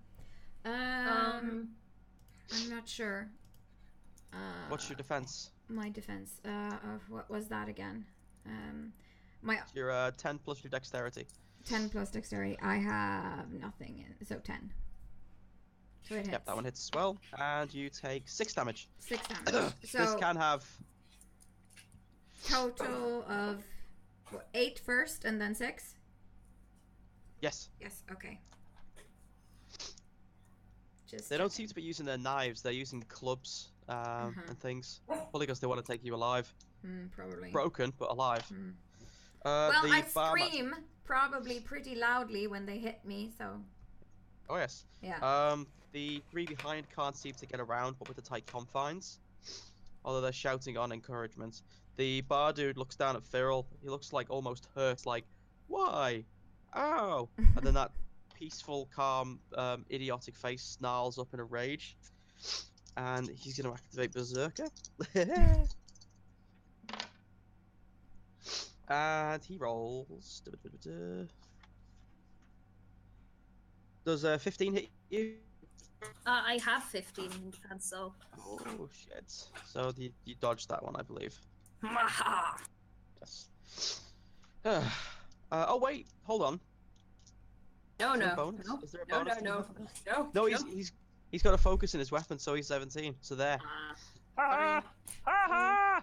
Is that like the first hit you've taken, like, ever? In a while, at least. I've never been surrounded before, so. We're surrounded, those bastards. Alright, you take 3 plus 6 plus 3. That's a total of 12 damage. Fine. As he clubs you in the head with the big bats that he's got. It looks like a beam of wood that he's taken from behind the bar. It's probably part of the bar by the looks of things. I thought you were nice! Tonya, would you mind rolling initiative? The... Or 3? I don't remember. It's 3 dice plus your dex. Okay. Yes, it is. 11 plus dex is 14. Remember, if you've got a focus and initiative, that counts as well. So, okay, as I said 14, I mean 16. Figures. Awesome. From the top, Viral, you're up.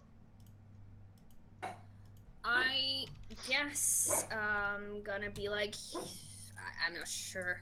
I'm gonna try to get behind the big man and run out to the bar and just scream like, help! Sure. Okay. That's gonna be an acrobatics roll. Fine. And that is a 17. Cool. Oh dear. An opposed test. Your acrobatics. He got. Yeah. As you try and slide between his legs, a great big hand goes down and grabs you around the waist. It's like literally the all-encompassing. Before picking you up, slamming you against the floor, causing 6 damage. Fine. Just didn't get that. Ouch. Ouchie! The wind gets knocked out of your lungs. Yeah, so that's up to Valeth. Oh, sorry, no. At this point, the door behind the big fella shatters into pieces under the weight of a big-ass shield with the Templar symbol half showing. You can hear behind the door, Valeth! Valeth! I'm coming! Aw, At which point, she has Cat a takes knight one in look. shining armor. Yay! Keth takes one look at this big guy in front of him, and just at that point, the big fella farts right at him. He stiff wrinkles his nose. Oh no, you didn't!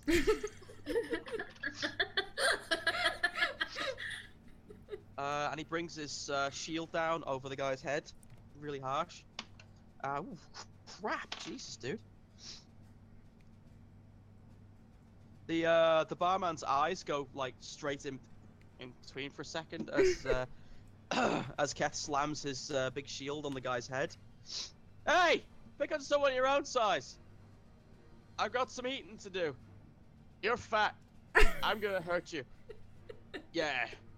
He failed on his insult test. Whatever. Aw. Next up is Now it's my turn, Ness. I think. no. Oh, Ness No. first. Then it's Yeah. Ness. Yeah. Then it's Vela. Okay, I just fell out, so I'm not quite sure what happened. We've entered the room from the back. Right in front of you is the smelly arse of the big barman who's blocking the exit of Firil and Valeth. Valeth is currently being ganged up on by 6 armed elves. Yeah, I'm not looking very good because that was almost half of my hit points. Can I get past this? Can I get past this smelly ass? You have to roll an acrobatics check. Thankfully, you're behind the guy, so you get a bonus to that.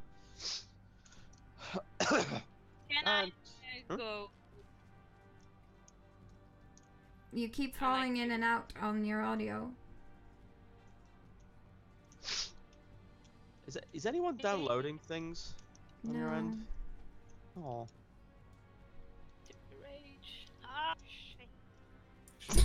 I caught that. I caught the word shit. Yeah. That's about it. I caught the word I'd like to rage. I'd like to rage. Shit. That's what I heard. Yes, rage. Fuck. Yeah, I'm gonna presume that Nest wants to attack the Yeah, probably. guy. I have Nest's Please. stats here, I believe. Yeah, Tonya, you keep falling in and out, so we just get partials of your sentences, I'm afraid. Best bits, man. Nope. And you're gone. Yeah. Vez says, sorry for the internet being bad. She's taking responsibility again. Good. You're the worst ever. Yes. Well, Nest has hit the person, Mm. and it's the double-handed sword. Where are we? Two-handed. Swordy sword. Oh, nice. 3d6 plus strength. That's pretty. Oh, Shazbat. That's nice. God damn it, dude. Cool. Ness's double-handed sword comes down really hard on the guy's shoulder section, biting deep with the crump. The big man stumbles to the side, surprised by the attack, leaning up against one of the huge ale casks. His hand actually manages to knock one of the corks out, so the cask suddenly starts pouring out ale all over the floor. Around there, quite slippery. And also dousing Feral in ale. Then it's finally Valeth's turn. All right. Okay, so Feral is ganged upon by how many? None. None. Feral's, you're basically stopping them all from getting past. Oh, okay, right. Well, then Winter's fucking grasp. Oh, hell yeah! Yeah. On who? The big fella? Yeah, whoever is closest to me. Okay, the guy who's actually caused the wound on you. Yeah. Go for it. I figured that I would be most pissed off on that guy. It's a shame you not got Cone of Cold. Cone of Cold would be amazing. Yeah, here. it would be amazing here. I need to get that next time I get a spell, I think. Yes. Okay, there we go. Just target number 12. So hopefully that'll be just fine. You could do it. 6, 7, 8, Do 9, it. 10, 11, 12, 14. Yes. Winter's grasp. You manage it. Yes. Do I have to roll to not get completely killed? You have to roll a Constitution stamina versus spell power. Yeah, that's not happening. All right. No. Haha. That's basically what 2d6. Yeah, it takes 1d6 penetrating damage and suffers a -2 penalty to speed. Woo! Yeah. Oh, yeah. He took 6 damage on that one, and Awesome. he slowed down. The the elf in front of you stops for a second and starts screaming silently as his entire body becomes covered in permafrost. You can see him retching in the type of ice burn that you get when it suddenly gets really cold. Yeah. His 2 friends next to him, it dawns on them that you're a freaking mage. Valeth says, "We can still stop this. Just give us the information we want and we will leave you alone."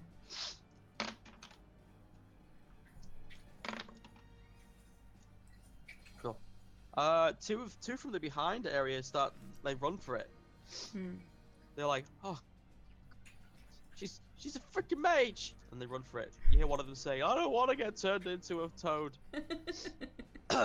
She laughs, like, just to scare them a little bit more. Wow, you really should get intimidate. It's a shame it's a strength thing. Yeah. Yeah, the one that you hurt with the ice gets quite angry and tries to go after your head. Yep, hits you and causes only 4 damage. All right.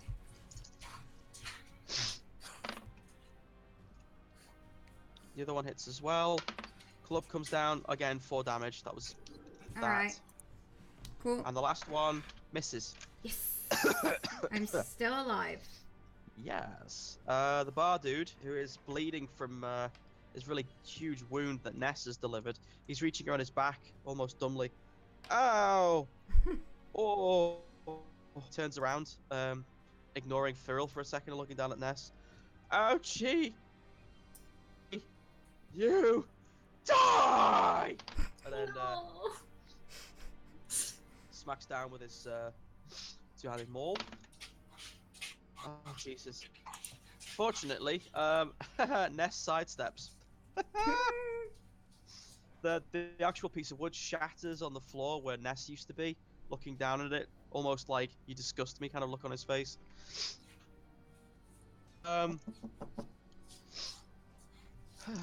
There is a little noise from right next to it's not the barman dude. Right next to where those remaining elves were, the smoke grenade goes off, and you can hear the coughing on the inside. Suddenly, through the smoke, emerges this this elf with what looks like head, carrying a basket full of what looks like little flasks that she's just dropped a few on the floor. She looks up at you all and goes, What, motions us to follow? Yes. Okay. She goes back into the smoke, and you see her punch one of them in the crotch before moving out into the alley behind. Yeah, I guess we follow. Cool. You guys run through there. Let's see, Keth and that one. Keth will get to go first. Keth picks up his shield and smacks the guy in the jaw. Oh dear me. The big barman who's looking at the piece of wood in his hands looks down just in time to see Keth with his shield holding it in two hands going, "Nights out!" Smashes him in the face. He loses a few teeth before going, "Go!" Drops to the ground. Both Ness and Keth hop over the rather large body on the floor, who's still alive, and then before rushing out into the alleyway. Sunlight your eyes for a second, and you didn't realize just how dark it was in there. But you're in an alleyway, and this elf that you're following is already down the street and climbing a wall. She turns around and motions you to follow. Okay. Running. I think it's going to be Constitution. Running is a known.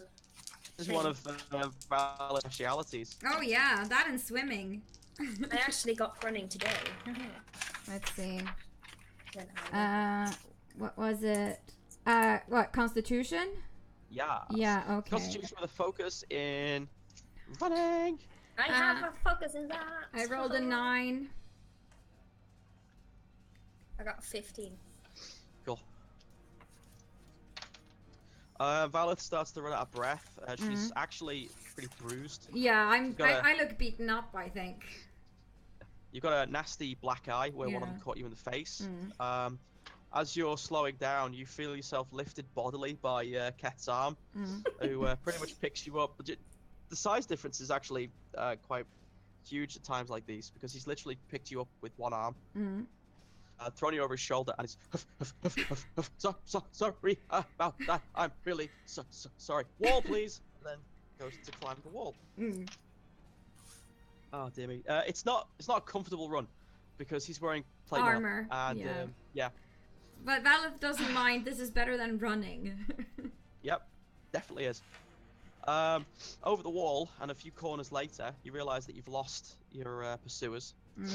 You're in another alleyway somewhere between a load of boxes, and you can hear lots of cries down the streets of people running everywhere, searching. The elf that's helped you along is quite a petite thing. Pulls down its mask, revealing a rather middle-aged female face. About as middle-aged as elves can get, really. They usually stay quite youthful-looking despite everything. She's around her hair, revealing a shock of grey badger-like streaks. This isn't in character.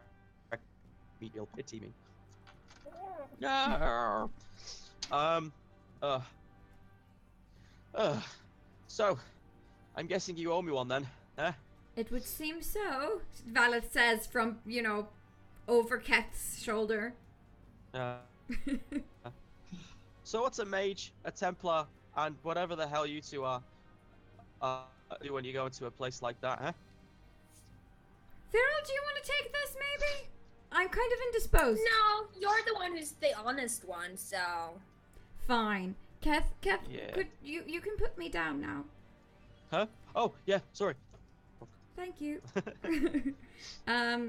So she, looks at the woman and, well, we were on a mission of sorts. We needed to find some information about an Avvaar that was, he got into some trouble apparently at that tavern, brothel, whatever it was, and got incarcerated, and we think he might be an asset to our cause. Yeah. Don't care. But, if the price is right, I can tell you what happened to him. Right, what would be the right prize? Another favour. So that'd be 2 you'd owe me. 2 favors, right. Well, that depends. What kind of favors could we expect to owe you? Well. Who are you? Oh, sorry, Dillis. Dillis what? Dillis, mind your business. Huh. Right. You Charmed. go around telling people your surname, eh? No, but I don't No. have one, so. Yeah, well, neither do I, apparently. Why Dillis. are you interested in helping us? Why would you do that? Because, you know, anyone who can just stroll wildly into a place like the Maker's Arse and, you know, walk out again. It's got to be a good person to have on your side, right? Eh? Well, you're not wrong. Not right either. Tell. Time will tell. Right. Tell you So, what, act of good faith. I'll tell you. You decide what it's worth, yeah? So, basically, this Avvaar turns up, thinks the place is some tavern, goes upstairs with the next trick that can handle his girth, should we say. He wakes up, she's still there. Bill, he doesn't understand. Poor sweetheart didn't understand. right. Not how things work where he comes from, obviously. Country boy, So- then, perhaps. He gets upset. They bring in the you know, the security, should we call him? And get a bit more physical with him. He throws one of them out the second-story building, throws another one downstairs, starts going completely berserk until one of the the guardsman comes over, Right. sits him down, talks him soft. Yeah, How do you know this? I was staring through the window. What I do? Why? Because information. All right, fine. So, did you catch this individual's name? Which one? The Avvaar. Oh, apparently introduced himself as Toby. All right. That should help. And what happened after they talked him down? Well, the rats weren't happy, but this guardsman, he's like rookie one, you know. He's comes in first day, enjoying himself with the locals, sees this happening, manages to talk him down, arrests him, Right. takes him away himself, talks him down, manages to get him to come peacefully. Right. So he's not completely, irrational. No, he's a sweetheart as he is. But Do you know where they took him? Which barracks or prison or? probably one just out the alienage, south Right. side, Right. I'd wager. Well, So- that's helpful. Do you know any easy ways to help people, escape their restraints early, unnoticed? Well, get Adrian on your side. Who's Adrian? Adrian's the guardsman who arrested him. He's Right. new. You Right. see, he doesn't understand how things work, so he wants to do good by this Avvaar. Of course, once he finds out that Maddox is probably going to sell him right back to the rats, he's not going to like that. Right. So You this can get him on your side. this new guy is rather honorable, would you say? Oh, he's rare thing that, but yeah. All right. I suppose we could work with that. I'd say you've given us a lot of useful information. Yeah, worth a favour, right? For an extra favour, I could do you one more. Well, Farrell is the one who gets to decide what information is worth and what favors are worth. So, Avvaar, this guardsman's address. right. Well, I think that's something worth paying for at least. Farrell, Yeah, do you have yeah. any thoughts? Are you comfortable with What's owing your this lady a price? favor? Huh? Favours. Who deals with money? Idiots. It's favours. What kind of favors are we talking about here? Nothing life-threatening. Just, a favour. I've heard that before, so please give me an example. If I'm, for example, leading Sanctuary, don't worry. I wouldn't ask you to go kill anyone. That's going to use all 3 favours in one go. That's a big favour. Mm-hmm. Yeah, and then you will probably owe us about 10 more. But what kind of sanctuary? Like, you're not gonna drive any We don't have any sanctuary for you. Oh, that's a shame. Well, that depends on what she means by sanctuary. If she needs to seek shelter from something at some point, I'm sure we could find something, work something out. Don't you think? Find a place to hide. Maybe I need some help protecting me. Maybe I need someone roughing up. Odd jobs. I'm not shaking on this, but if the job, it's nothing life-threatening, if it's nothing, you know, could Why would probably I help you out, but I would have put your life in under jeopardy. I mean, that was an asset, and I would lose the other 2 favors. That'd be stupid. that would be very stupid, wouldn't it? But still, we're not gonna fall under for something that you've done. Okay, 3 favors, nothing life-threatening, nothing that would get you in trouble, but something useful to me. Deal? And it will not ruin us. Fine, and it wouldn't ruin you. And it would of such value that you could tell the information to anyone else, right? Well, tell you what, I've not sold it to anyone else, and I'm not going to sell it to anyone else today. And not tomorrow, and no other day either. No, just today. Girl's got to make a living. Well, then, I'm sorry, you can't help you. Feral. Roll bargaining, communication. Yeah. Yeah.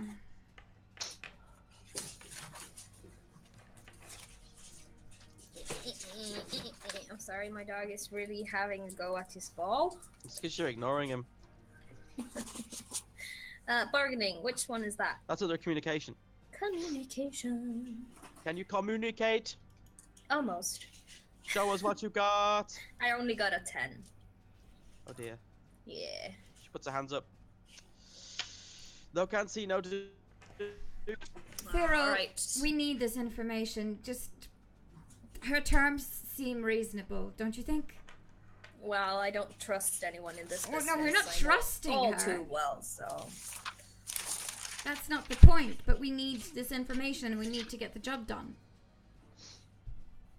Or we could just, you know, blackmail some guard to get the guards in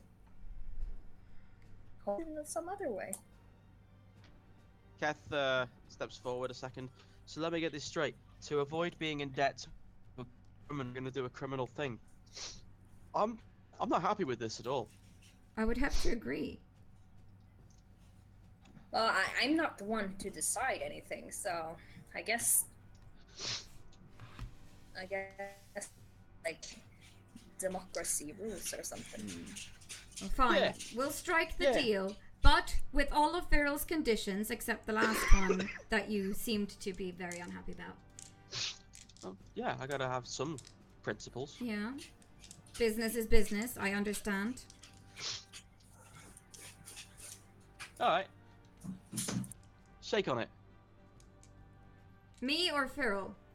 Anyone who wants to take the hand? Eh? Fine. Valeth puts her hand out. Oh, such a day. Look, Well, you never I'm worked a day in your life. Of course not. I have magic. Why would I? She takes a step back for a second. What? What did you say? I said, of course not. I have magic. Why would I? Clenches her hand for a second, looking at it. Aha. You're a Well- nice chap. You're a nice sort, so I'm gonna give you a free piece of advice. Mm-hmm.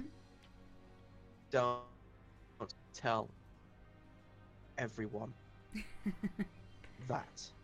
Every time something bad happens, every time a dragon flies overhead or someone has a difficult time shitting, it's always the mages that get the blame. Yeah. Yeah, I know. I'm well aware. It's not A an mage Huh? and an elf. Hmm. You're a mage and an elf. You are target number 1. I know. Alright. Alright. But I didn't really see you as a big danger to my health right now, did I? You seem No. reasonable. She says to Feral, keep her safe, would you? She's not exactly the smartest on the street.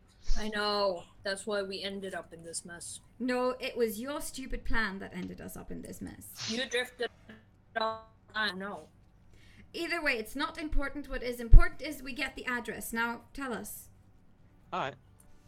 See the, it's over there. It's right there. Anyway, see you later. Nice doing business with you. I will be in touch. Uh-huh. She hops up on the wall and then skips over it, putting her mask back over her face. Keth's just standing there looking at the place. This part of town. What? I mean, it's not the elves. It's just, you know, it's what they do. Yeah. That's just what you say because you're surrounded by them. It's not the elves' right. Cheryl kind of walks up to the door to the house. Yeah. Valeth just turns around and looks at Keth and Ness and asks them, "Are any of you hurt? Do you need healing?" Oh, I'm alright. Ness just looks at all of his limbs and shrugs. Seems fine. Alright. Seeing as the danger seems to be over with, Valeth is just going to give them both a hug. But she hugs Keth extra long just because Keth. Longer than 2 seconds is deemed uncomfortable, but very emotional. Yes. Just thank you is all she says. In fact, after the 2 second mark, you hear him go, "Oh, While this is happening, Feral is looking at windows to like break through, or if there's any windows she can like open. Straight to business." Yeah. And then I'm just going to heal myself because I have like 10 hit points left. So. Yeah, do that. Yeah. In fact, you get a rest after the battle as well, so you get that as well. All right. Ask me what it is, because no one ever remembers. No, what is it? It's 5 plus Constitution, then level. 5 plus Constitution, then level. Okay, I have nothing in Constitution, so that's 7, 8, 9, 10, 12. It's a start. Yes. And 1d6 for healing. That's 5. All right. Is there any? Can I see something through the windows? Is there anybody home? Doesn't look like it. Can I try to sneakily sneak through a window that's kind of not in the street, but in an alleyway of some sort that I can? Yeah, while Feral is doing this, we're just staying out of the way so we don't look like creepy people who are just hanging around his house. Oh, you guys are hugging. Yeah, that's true. We're busy hugging. Stack up! You need to do a lockpick check, which is dexterity. Yes, I do have lockpicking, so that's gonna be fun. I think.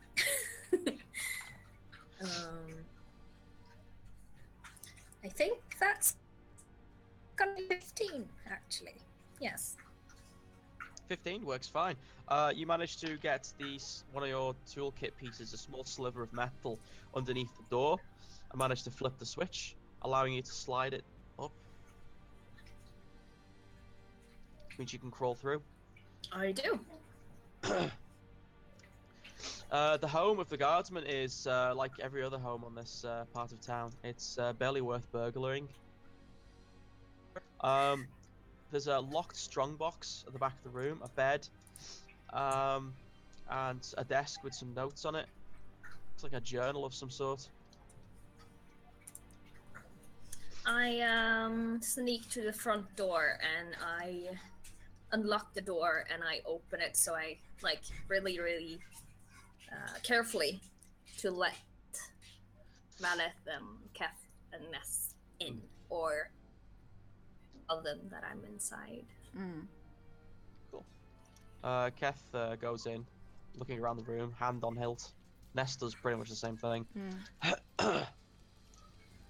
Yeah, Valeth follows and just looks around the room. So, did you find anything? I haven't looked yet, but that journal that I saw. I'm kind of... Should we just wait for him to come home and just talk to him?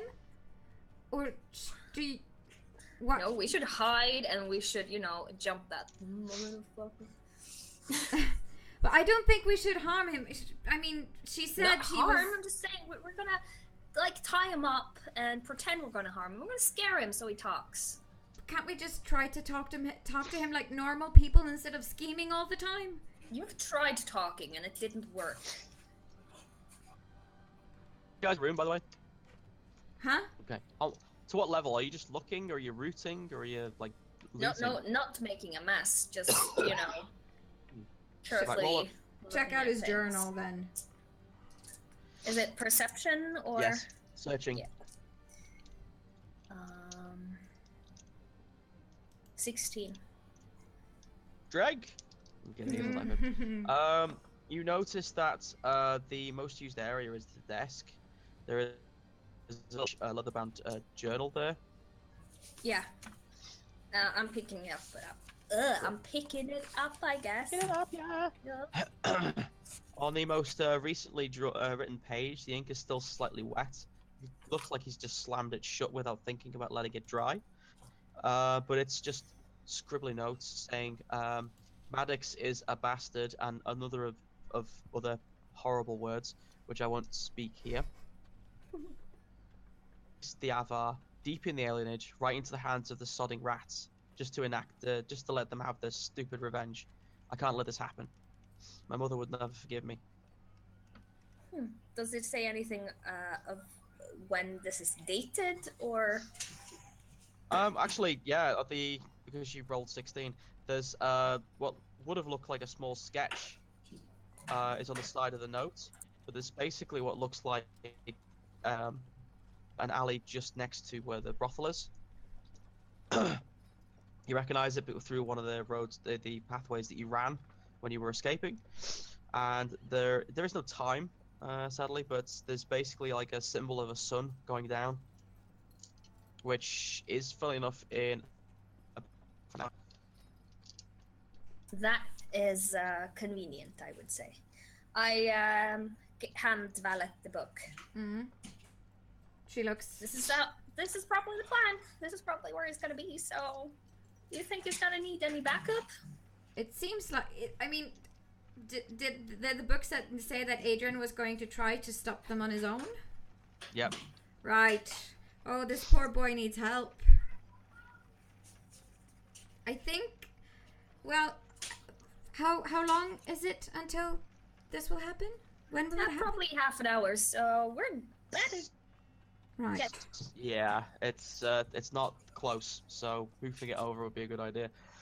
Right. Well, we'll just have to hurry then.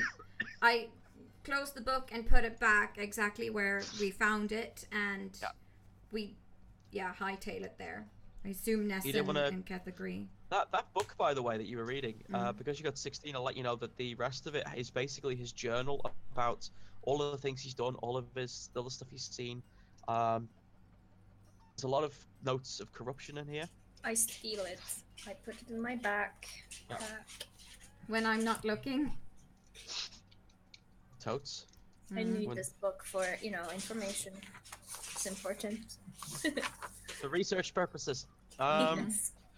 Thought you'd appreciate that. Cool. The run back is a bit hectic. Everyone's going home for the evening, so it's a bit hard. It's like a salmon going upstream. There, the sun's already down. The area itself is a rather large storage area, like a courtyard or a crisscross section between a lot of the shanty buildings. Around it are lots of crates, a lot of them empty. Some of them are just basically been used to move food around, and then they've just been left or discarded there.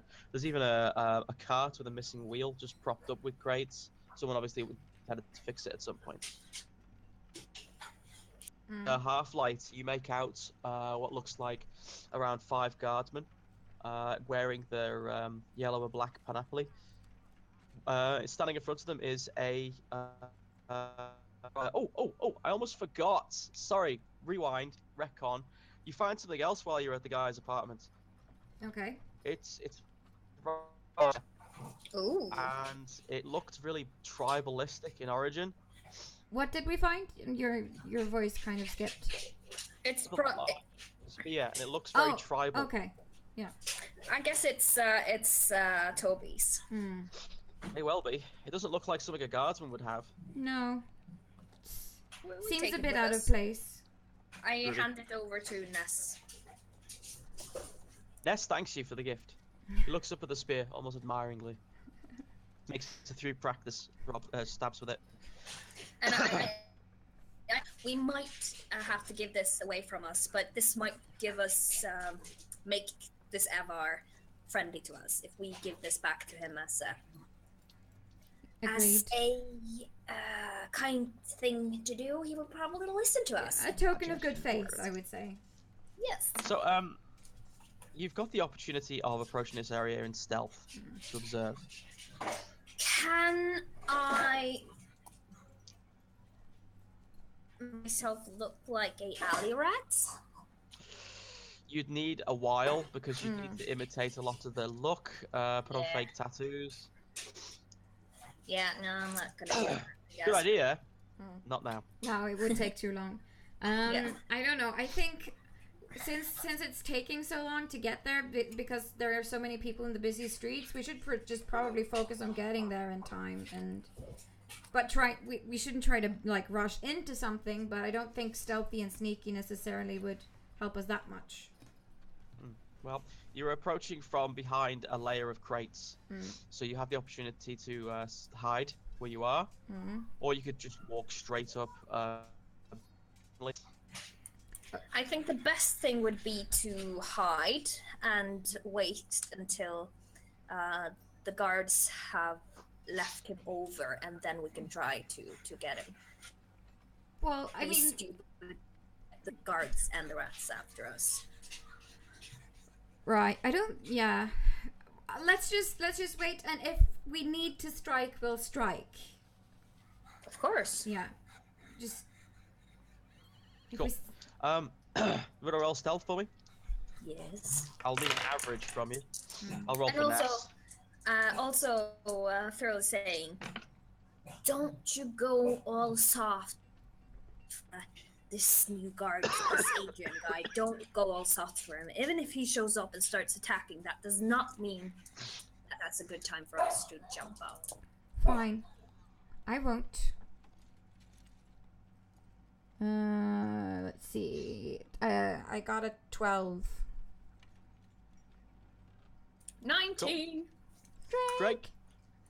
Cool. You have no problem approaching behind the crates. The guards, two of them are holding torches, which has probably made them quite night blind to where you're approaching from.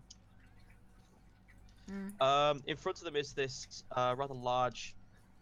Is it the rather large? He's an Avvaar. He's large. Although this guy is slightly more tall than hulking. You've probably never seen an Avvaar before, but they tend to be rather bulky, from what you've heard. But this guy is quite lean, almost like he's a runner rather than a lifter. He looks like he's taken a few hits as well, like he's been times, though his look is one of unreadable contemplation.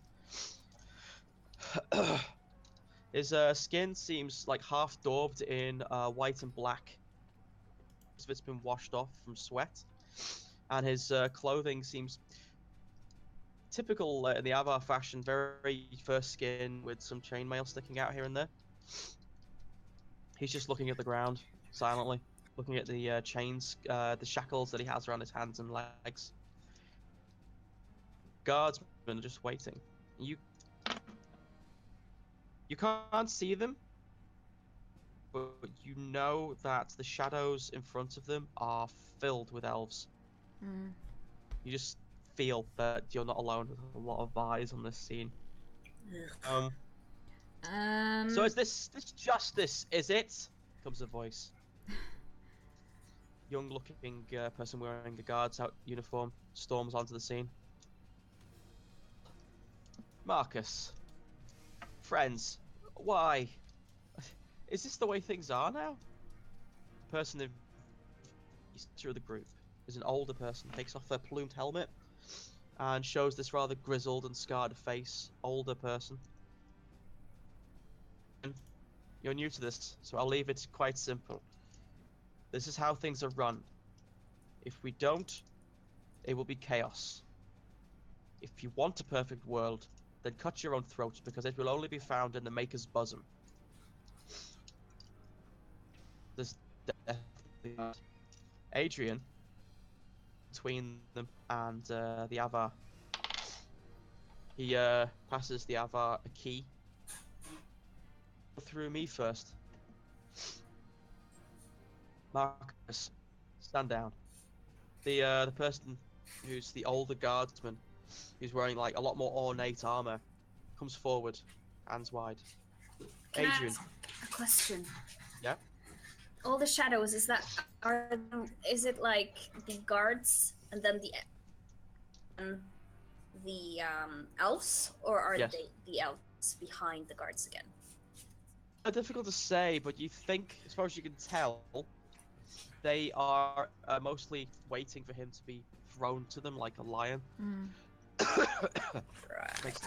Well, when this, the guard captain, or whoever, the older guy steps towards Adrian and talks, Baleth looks at Farron like, he's going to kill him.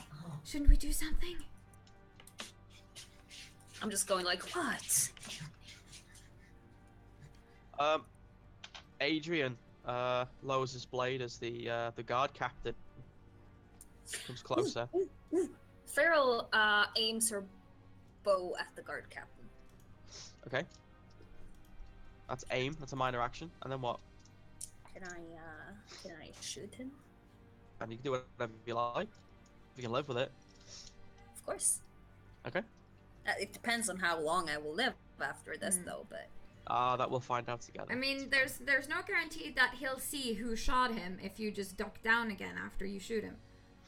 Like, he could just think that the other elves betrayed him. Possible. Depends on how paranoid he is. We'll try. We'll see.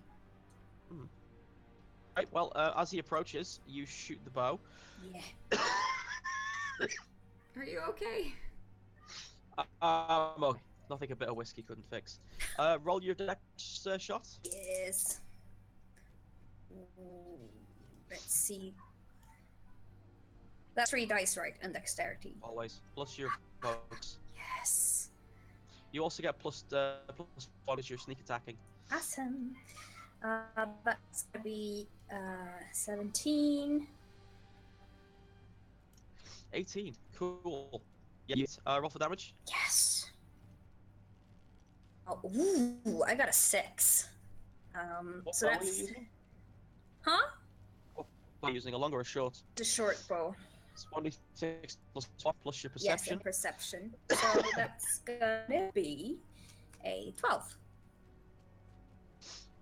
Roll initiative. Right. 9. Such a sigh. Yeah. Again. Greg.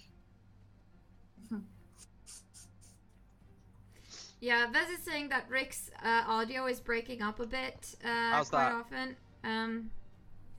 Well, I can hear you now, but yeah, we'll just have to wait and see if it's better. Sorry if it's intolerable, people. See if this is any better. Aw, I can hear you just clear and fine.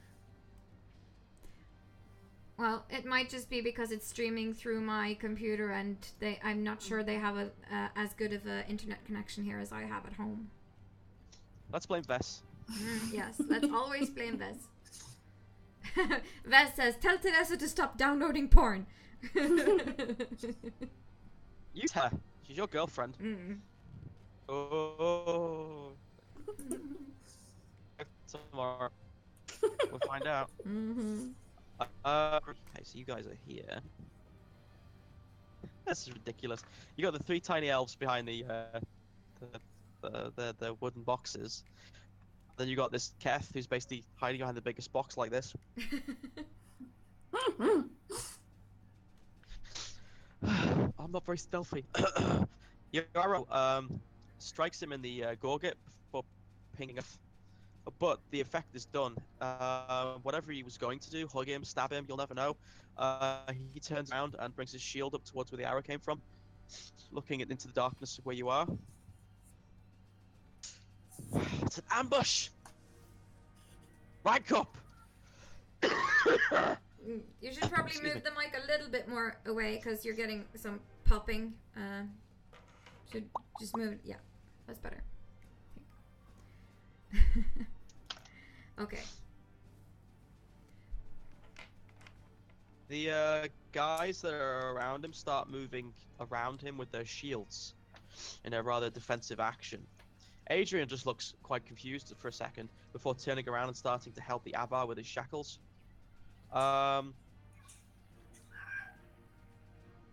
Just gonna do everyone else's initiative. Oh wow, you stole my heart, Kev. Jesus. And Ness. Well, while we wait, is there time for Valeth to tell Ness to give the spear to the Avvaar kind of thing? Yeah, totally free action. Yeah. Okay. So I'll do that. Cool. However, I'm gonna take a quick pee break. Yeah. I Me said too. pee. And then Yeah. we get back, we can do this finale, and hope no one will die. Yes. Let's hope that no one will Yes. die. Okay. We'll be back very soon, people. Like 5-10 minutes, something like that.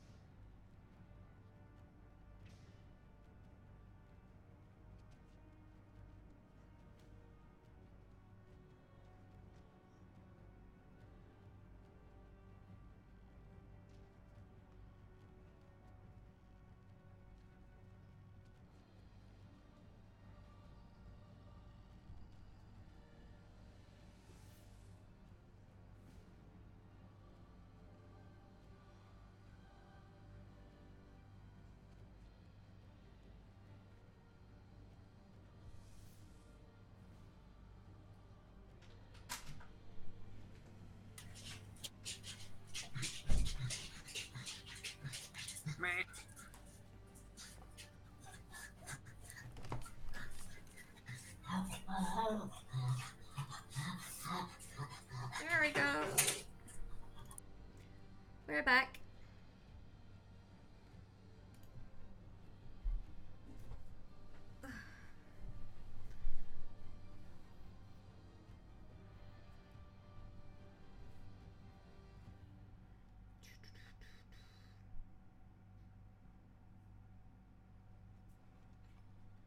Are you ready, guys?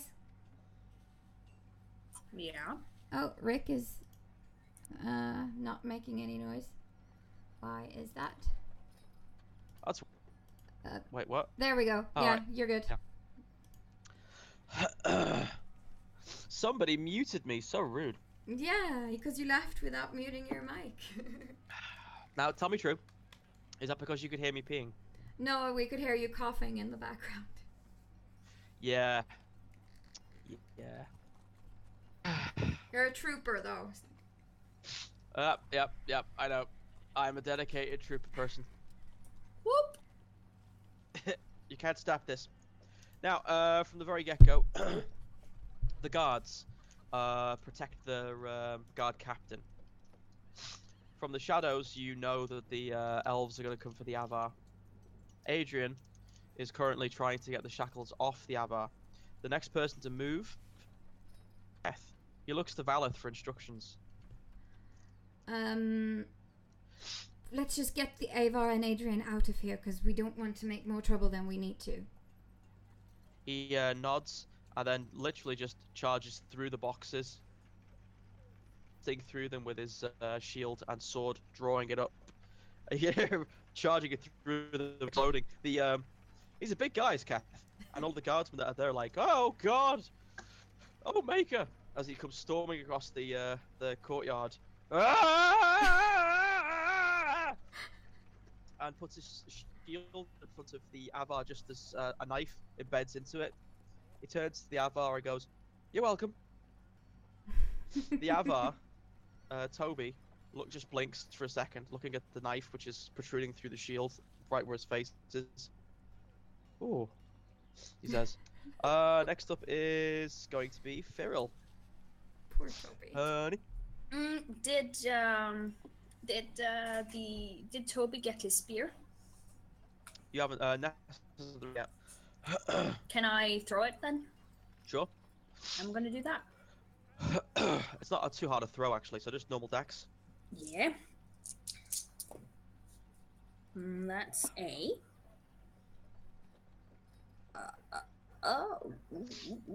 18. 18. Nice. Yeah.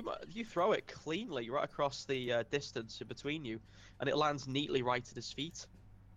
Even make that little twang noise. Yeah. Embed into the ground. And I wink at him. Ah, yes. Toby looks over to you, and this huge, enthusiastic, childlike smile beams at you.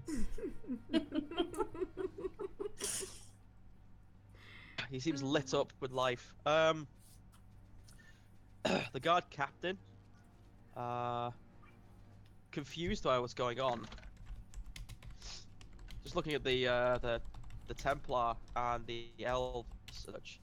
It's just looking around, confused about everything that's happening. Let's get out of here. Let's let them fix this. Start making a fighting retreat. I actually rolled to see if he would be able to notice the difference about what was going on, because the elves hadn't moved yet. Unfortunately, he wasn't too bright, so as far as he's concerned, the elves have possibly betrayed him, which we can talk about after this is done. Mm-hmm. Well done, Cyril, Stormbringer. Mm-hmm. Well, it was Valeth who said, shouldn't we do something? And I was like, man, no. Yeah, okay. Let's cause a gang war. Yeah. Yeah. That's not what I meant, but okay, sure. What I'm was gonna blame it on implied. you. You know I'm gonna. Of course Let's you just are. blame Vess. Yeah. Next up is Ness. After taking the spear off him, Ness is looking a bit demurred, a bit deflated. However, he goes and charges out to stand in front of the, looking into the darkness, menacingly. And you can see he's starting to breathe in and out, getting ready for a fight.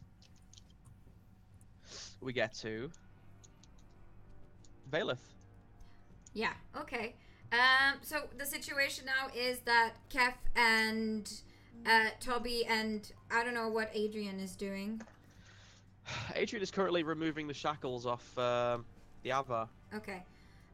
So just to distract those who are left behind there, I'll just, do Winter's Grasp on if anyone I can see, really.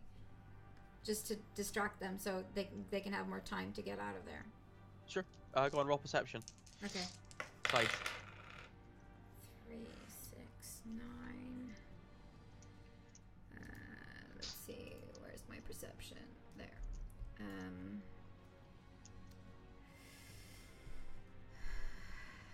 10. So that's not a lot. 10. Not a lot. No, it is not. You can't seem to make out any of the shapes in the darkness. They're hiding in the shadows pretty well. So every now and then, though, you can hear them kind of making little noises, just because they're cruel like that. Speaking of which, that is going to be... I do that back. It does sound... I can't do it with my voice right now, which is a shame. There's a lot of, like, bird calling and such. Not catcalling, that'd be weird. The guardsmen make a hasty retreat, although you notice that as they're leaving, one of them, the guard captain, is looking at Adrian with what is an unreadable face. It's a mixture of disappointment and remorse. As he leaves with his men. The elves start coming out of the shadows very slowly. 1 and 2 at first, then 3 and 4, then 5 and 6, and then you realise there's about 20 of them in front of you. Everything. Well, you can see is the silhouettes with the pointy ears, and these daggers in either hands just walking forward. Very, very slinky. Actually, you notice that some of them are actually the prostitutes. Right. Great. One Well, in particular at is the least one they that led you into that trap. Yeah. Well, at least they don't have a lot of armor on, so there's that. Right. I think I'll just, while I cast before I cast my spell, I'll just yell to Keth and Adrian and Tubby to hurry. We need to get out of here. Yes. And then I cast Winter's Grasp on, the bitch who tried to have us killed earlier. Oh, nice. Go for it. What hair color does this one have? Oh, the one that tried to ice you all? She's black-haired. So we have a red have and a a black diff- bitch. yeah. Yeah. I rolled, let's see, that's a 12, 13, 14, 16. So, yeah, I hit my target number on the spell. So she has to throw against my spell power. Fails miserably. Yes. So that's 1d6 penetrating damage and -2 to speed. The catcalling, not the catcalling, the bird calling, the insults and the strange animal noises that you hear, or the chirping rat noises rather, you hear from the darkness get abruptly stalled by a woman's shriek. Skin turns to frostbite.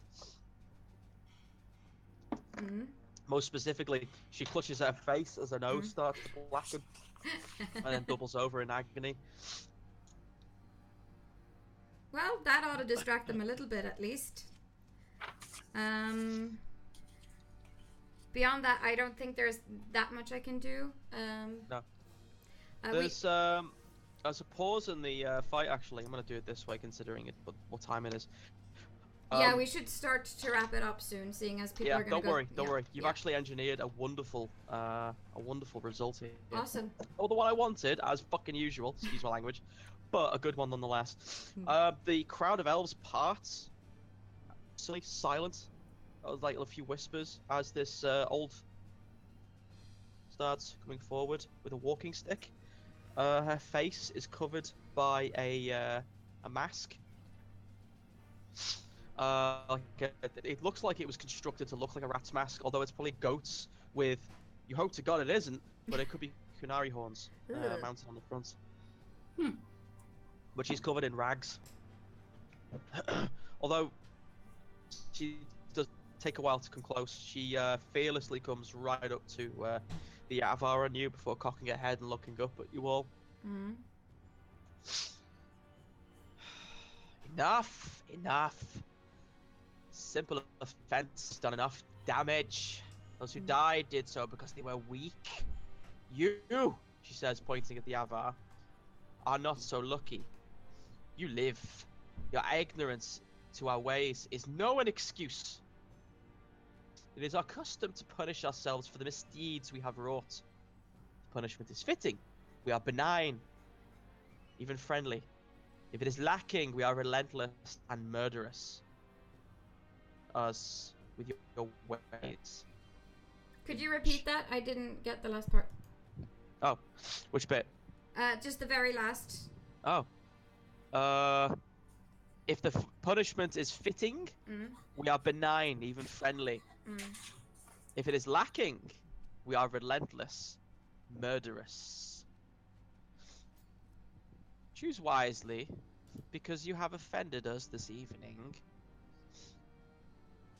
Well, Valeth can just stand up from behind the boxes and like, present herself properly. Our wish was not to offend, but you chose a path of violence that led us here to this moment. All we wanted was the Avvaar. That's all we need. We have no quarrel with you beyond that. Oh. Elegant words, soft hands. You're from a circle, yes? I could be. I could not. You use words like they do in stories. Yes, you are definitely circle born. Or raised, at least. Our grudge, or our quarrel, is indeed with the Avvaar who wronged us. Well, what would be fair compensation for the wrongdoing that he has wrought? She slams her stick against the floor. Are you not listening? It is our way for the punished to decide the punishment. Well, fine, let the Avvaar speak then. Toby's looking around for a second. I think you're all crazy. Oh yes, definitely. Most of these people are definitely crazy. But they're not going to let you go unless they feel like you've received proper punishment. So something has to happen. What should I offer? I don't know. Ask them. I could probably kill around a third of them, but it's not gonna help if I'm dead. No.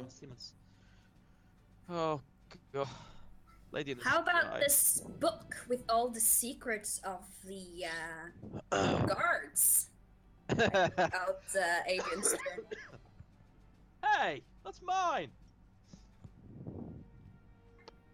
Trying to save your life here. Shut up. I was doing just fine. Guess like, no, you weren't. No. Really We can not. trade. Roll persuasion, communication with bargaining. All right.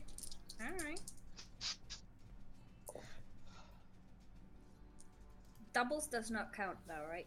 Totally. It does? Oh wait, no, but it counts to me, depending on if you passed or not. Okay. I don't think there's actually there's not a viable roleplay table for this, so not really. But I consider it a double win if you get it high enough.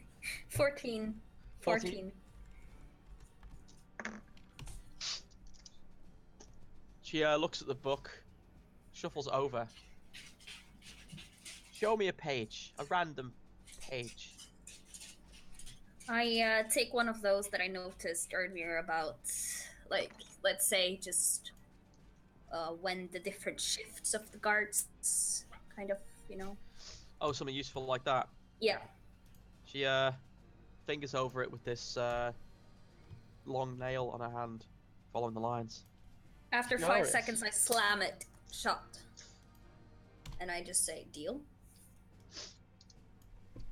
Perhaps it is a start, but not a gift from the offender. Avvaar, you must give us something in return. The Avvaar, Toby, slumps his shoulder. I don't understand any of this. I mean, I gave her my heart and pay for it. I genuinely thought she liked me. Oh, Is so that not- sweet. Is that the punishment enough? I mean, I don't feel like I'll ever trust anyone again. You can have my my innocence. That's been taken. You can have my trust. Trust anyone again. I could chop off a finger. The he says that, the old woman's like, blink, blink. Just like that? Yeah, just like that. Yeah, well, hold on a second. I've got like, what? Pulls a dagger out and starts pressing it against his finger. Trying to cut through it. He's actually doing it with this look on his face. The blood Wow. starts coming out as he's doing it. And the old woman puts a hand out and puts it on the hand. Oh, my child, you are so young. You should use your little finger. That finger is useful. That's for pointing. Fine. Very well. I shall take the book as payment for the offense. I will be needing it considering now that our relationship with the guard is strained. But I will take one more thing as well. And what's that? Raises a hand, and the elves start to walk away into the darkness. I'll take one more favor. And then she winks in her mask, Mm. and then turns around and starts crookedly walking away. And just as she's walking away, you notice that she does this little hop and clicks her heels together. Hmm. I'll be seeing you. Yes. We look forward to it. So, let me get this straight, says Keth. We just gave a huge lot of evidence from this chap here, the criminals, and now we're in debt to them. Sort 4 of. times. Yes. But At least we're all alive. and we have the Avvaar at least. Toby, was that your name? Yes. Yes. Come with your hand, love. And Valeth heals his finger. Oh, he's like, oh, you're a shaman. Oh, excellent. That's gonna be very useful. Well, not exactly, but close enough. Listen, would you like to come with us to somewhere that's safe, where you won't get murdered? Well, it could be boring, but I could definitely do with boring right now. Yeah, we have tea, we have a cozy fire. We do have a big backyard. That too. Okay. Just, do you don't happen to know anyone called Isil, do you? No, I don't think No. so. I'm sorry. Who's that? Definitely in the wrong place. Just my sister. Oh well. Are you looking for her? Yeah. Can As, I ask one question? Sure. The wanted poster we saw earlier, did that mention names? Yeah, because we saw a Wanted wanted poster earlier in another Of what? episode. What was it of? It was of Akalia and them, you know, their And group. the Fate Swing. Yeah. The Fate Swing group. I'm gonna make you roll a. Roll. Because I do think it had description of the different characters, but I don't remember if It had their said names. It did. Yep. I don't know what that would be on the focuses, but that's definitely gonna be a cunning. Cunning. Remembering. It should have been a remembering roll. But cunning, okay, sure. We live in an age where intellectuals are seen with distrust. Cunning How sounds about right. research? Can it be research? That would mean you would have the opportunity to look at the wanted poster again. In to my be fair- brain's mind pictures of my memories. Suddenly, Feral has a mind palace. Yeah, sure, okay.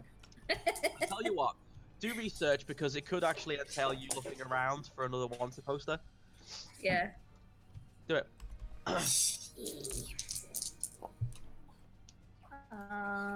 Ooh, that's actually going to be a.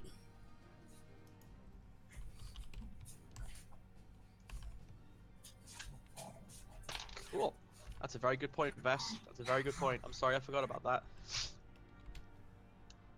15. Yes, you find the wanted poster, and there's a lot of the names on it. One of them is Isild. I get the poster. I'm like, this one? That is a really nice drawing, actually. Yes. Why would anyone? I mean, what is this? Wanted? Is someone in desire of her? Has someone made a proposal? No, it means that someone sister is getting married? hunting for her. Oh, that's fair enough.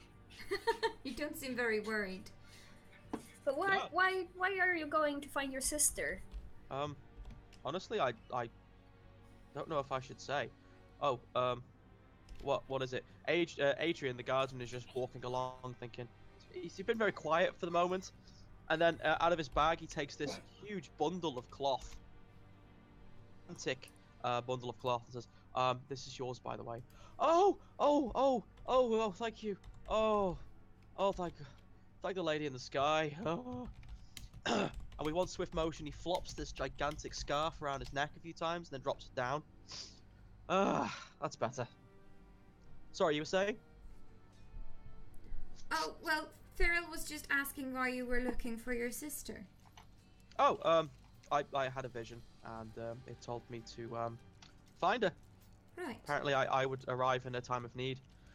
I see. Well, if you come with us and speak to maybe one of our fellows, Adaar, maybe he will be able to point you in a direction, perhaps.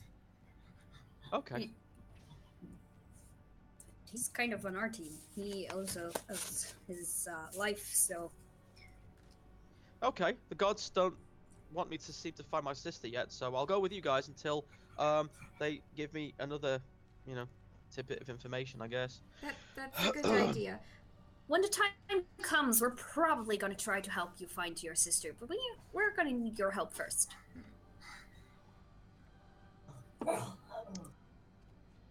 I think we're gonna have to have a Mabari warhound called Morfar at this rate. Yeah, we probably do.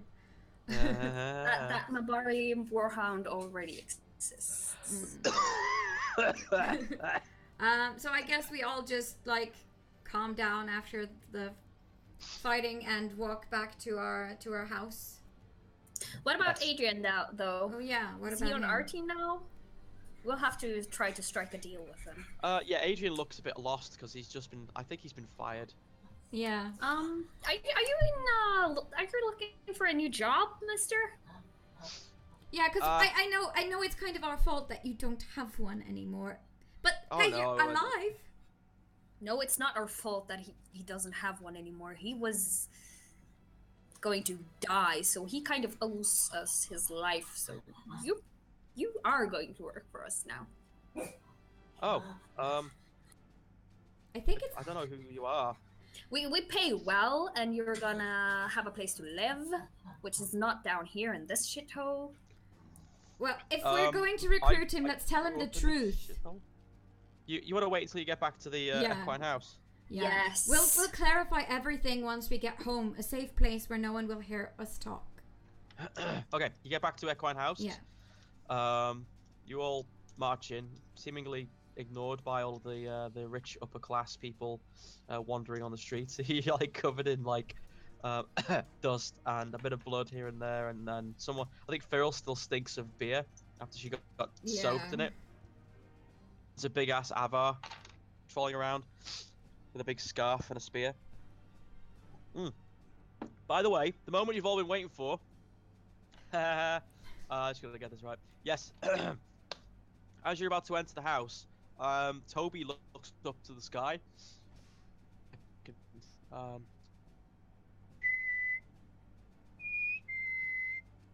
Out of nowhere, this gigantic falcon just lands on his hand. He's not even wearing a glove. It just lands on his hand, and he goes, "Ow, ow, not so much."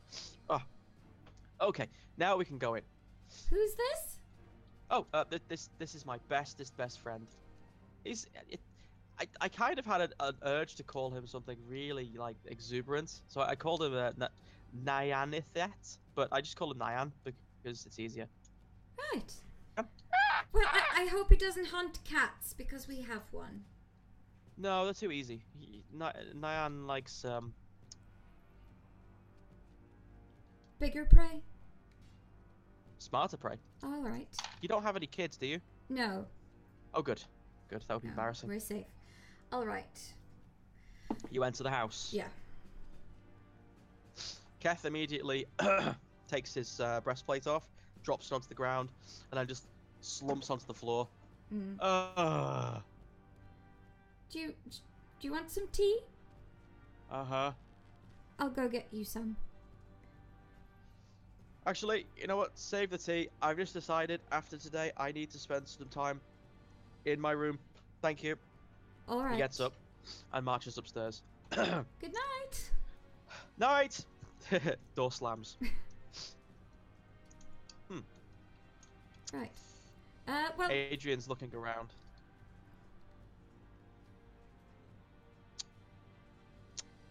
So, Yeah, it doesn't look yeah. like much yet. This is Equine House, and we are members of the Inquisition. If you've heard of it. well, yeah. The Inquisition, they started after the explosion at the Temple of Sacred Ashes, Yes. right? We did. Andraste leads them. Well, the Herald of Andraste, or so they say. Well, I consider them having trouble with it, what with there being an elf and all. But, stranger things have happened, right? I mean, we're all the Maker's children at the end of the day, so I don't see why it isn't possible. At least it wasn't a blooming, blooming canary or anything. Adaar sticks his heads around the corner with his horns. Oh, Adaar! Cuts back. Yes. We have a new recruit, hopefully. Maybe you could fill in on the blanks. Yes, this is a former city guard named Adrian. Excellent. Adrian, come in here. We need to have a little chat. Did he hear what I said? About what?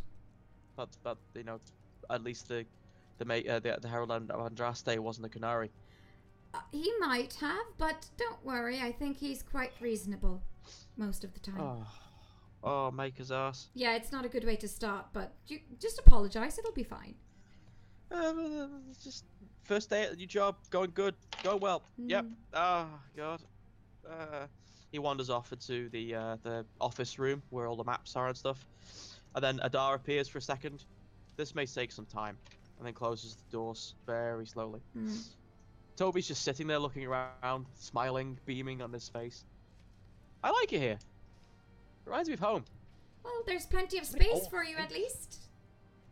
Oh no, I'm okay. I just need a corner or something. Hell, I could sleep outside, really. Oh, no, you'll get your own room. No worries. I get a room? Yeah. Well, I don't know. That seems a bit luxurious. That didn't want to make me soft or anything. Very well though. You wouldn't like to have, Nyan's bird shit everywhere either. So I'm gonna do the room thing. Yeah. It's funny though. He mentioned you work for the Inquisition. Yes. Oh, excellent.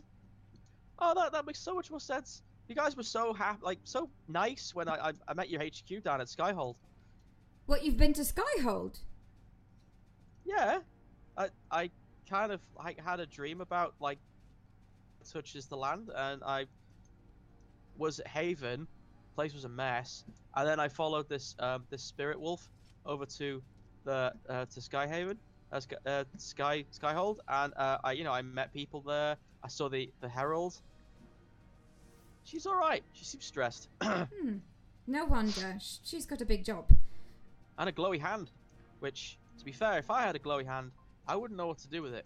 I mean, she's got a glove, but it's still glowy. So, yeah, must make hunting really hard. So this is nice. Okay, good. We should need to talk about this some more at some other time. No, right now I think we just need to rest and go to bed. Okay. What kind of glowy though?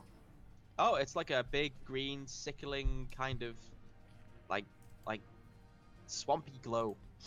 Like the ones in the sky? Yeah. It's like she's got a little key in her hand. Key? All the time.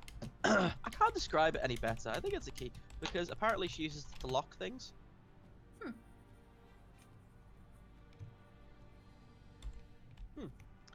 Yes, anyways, I think it's time for sleepy sleeps, and Nyan needs his rest. He's been flying all day. Yeah, I think we all need some sleep. Yes. Okay. Well, I will speak to you all in the morning. Yeah. Be sure to talk to Adaar as well before you go out. Oh, sure. Yeah. He seems nice. It's like a walking dragon. I like that. Yeah, you're gonna like him. Yeah. Well, welcome to the Inquisition, sort of. Thank you. Toby skips and hops again upstairs, which is weird considering how big he is. He bump, bump, bump. Yeah. Alright. And that's what we're gonna call it. Yeah, we'll call it there. It's been an eventful evening. People are going to bed here, so I really need to wrap it up. But yeah, sadly. But I'll just say thank you to everyone who's been watching us, and if you want to send us NPCs and participate in our contest, you can still do that until the end of June, and you can win a Skyrim Monopoly edition. Uh-huh. Yeah. So send them to us on fatefulfumble@gmail.com or on Facebook on our page. Just send us a message. Quick point on that. We haven't actually received as many as I hoped. Now, that's not saying we haven't received many. What I'm saying is you still have a chance. Yeah. So please send us your characters. And we don't know when the next episode will be, but it will probably be sometime in July, most likely. Oh, yes. Yeah. Oh, yes. And if you want to send us fan art, we would love to see if you've been drawing our characters or some other NPCs or anything. That would be amazing. We love fan art. And yeah, let's call it there. Next time when we play, by the way, I want Valeth is going to have a talk with Keth about, the moral quandaries that we've been up against, because he didn't seem quite okay about things that went down today. Oh, actually, he seemed very frustrated. Yeah. So she's going to have a talk with him about that. What kind of moral things, though? I don't understand. Okay. They need to have a talk/discuss. Yeah. Good night, everyone. Good night, Good night. everyone. Nada. Nada.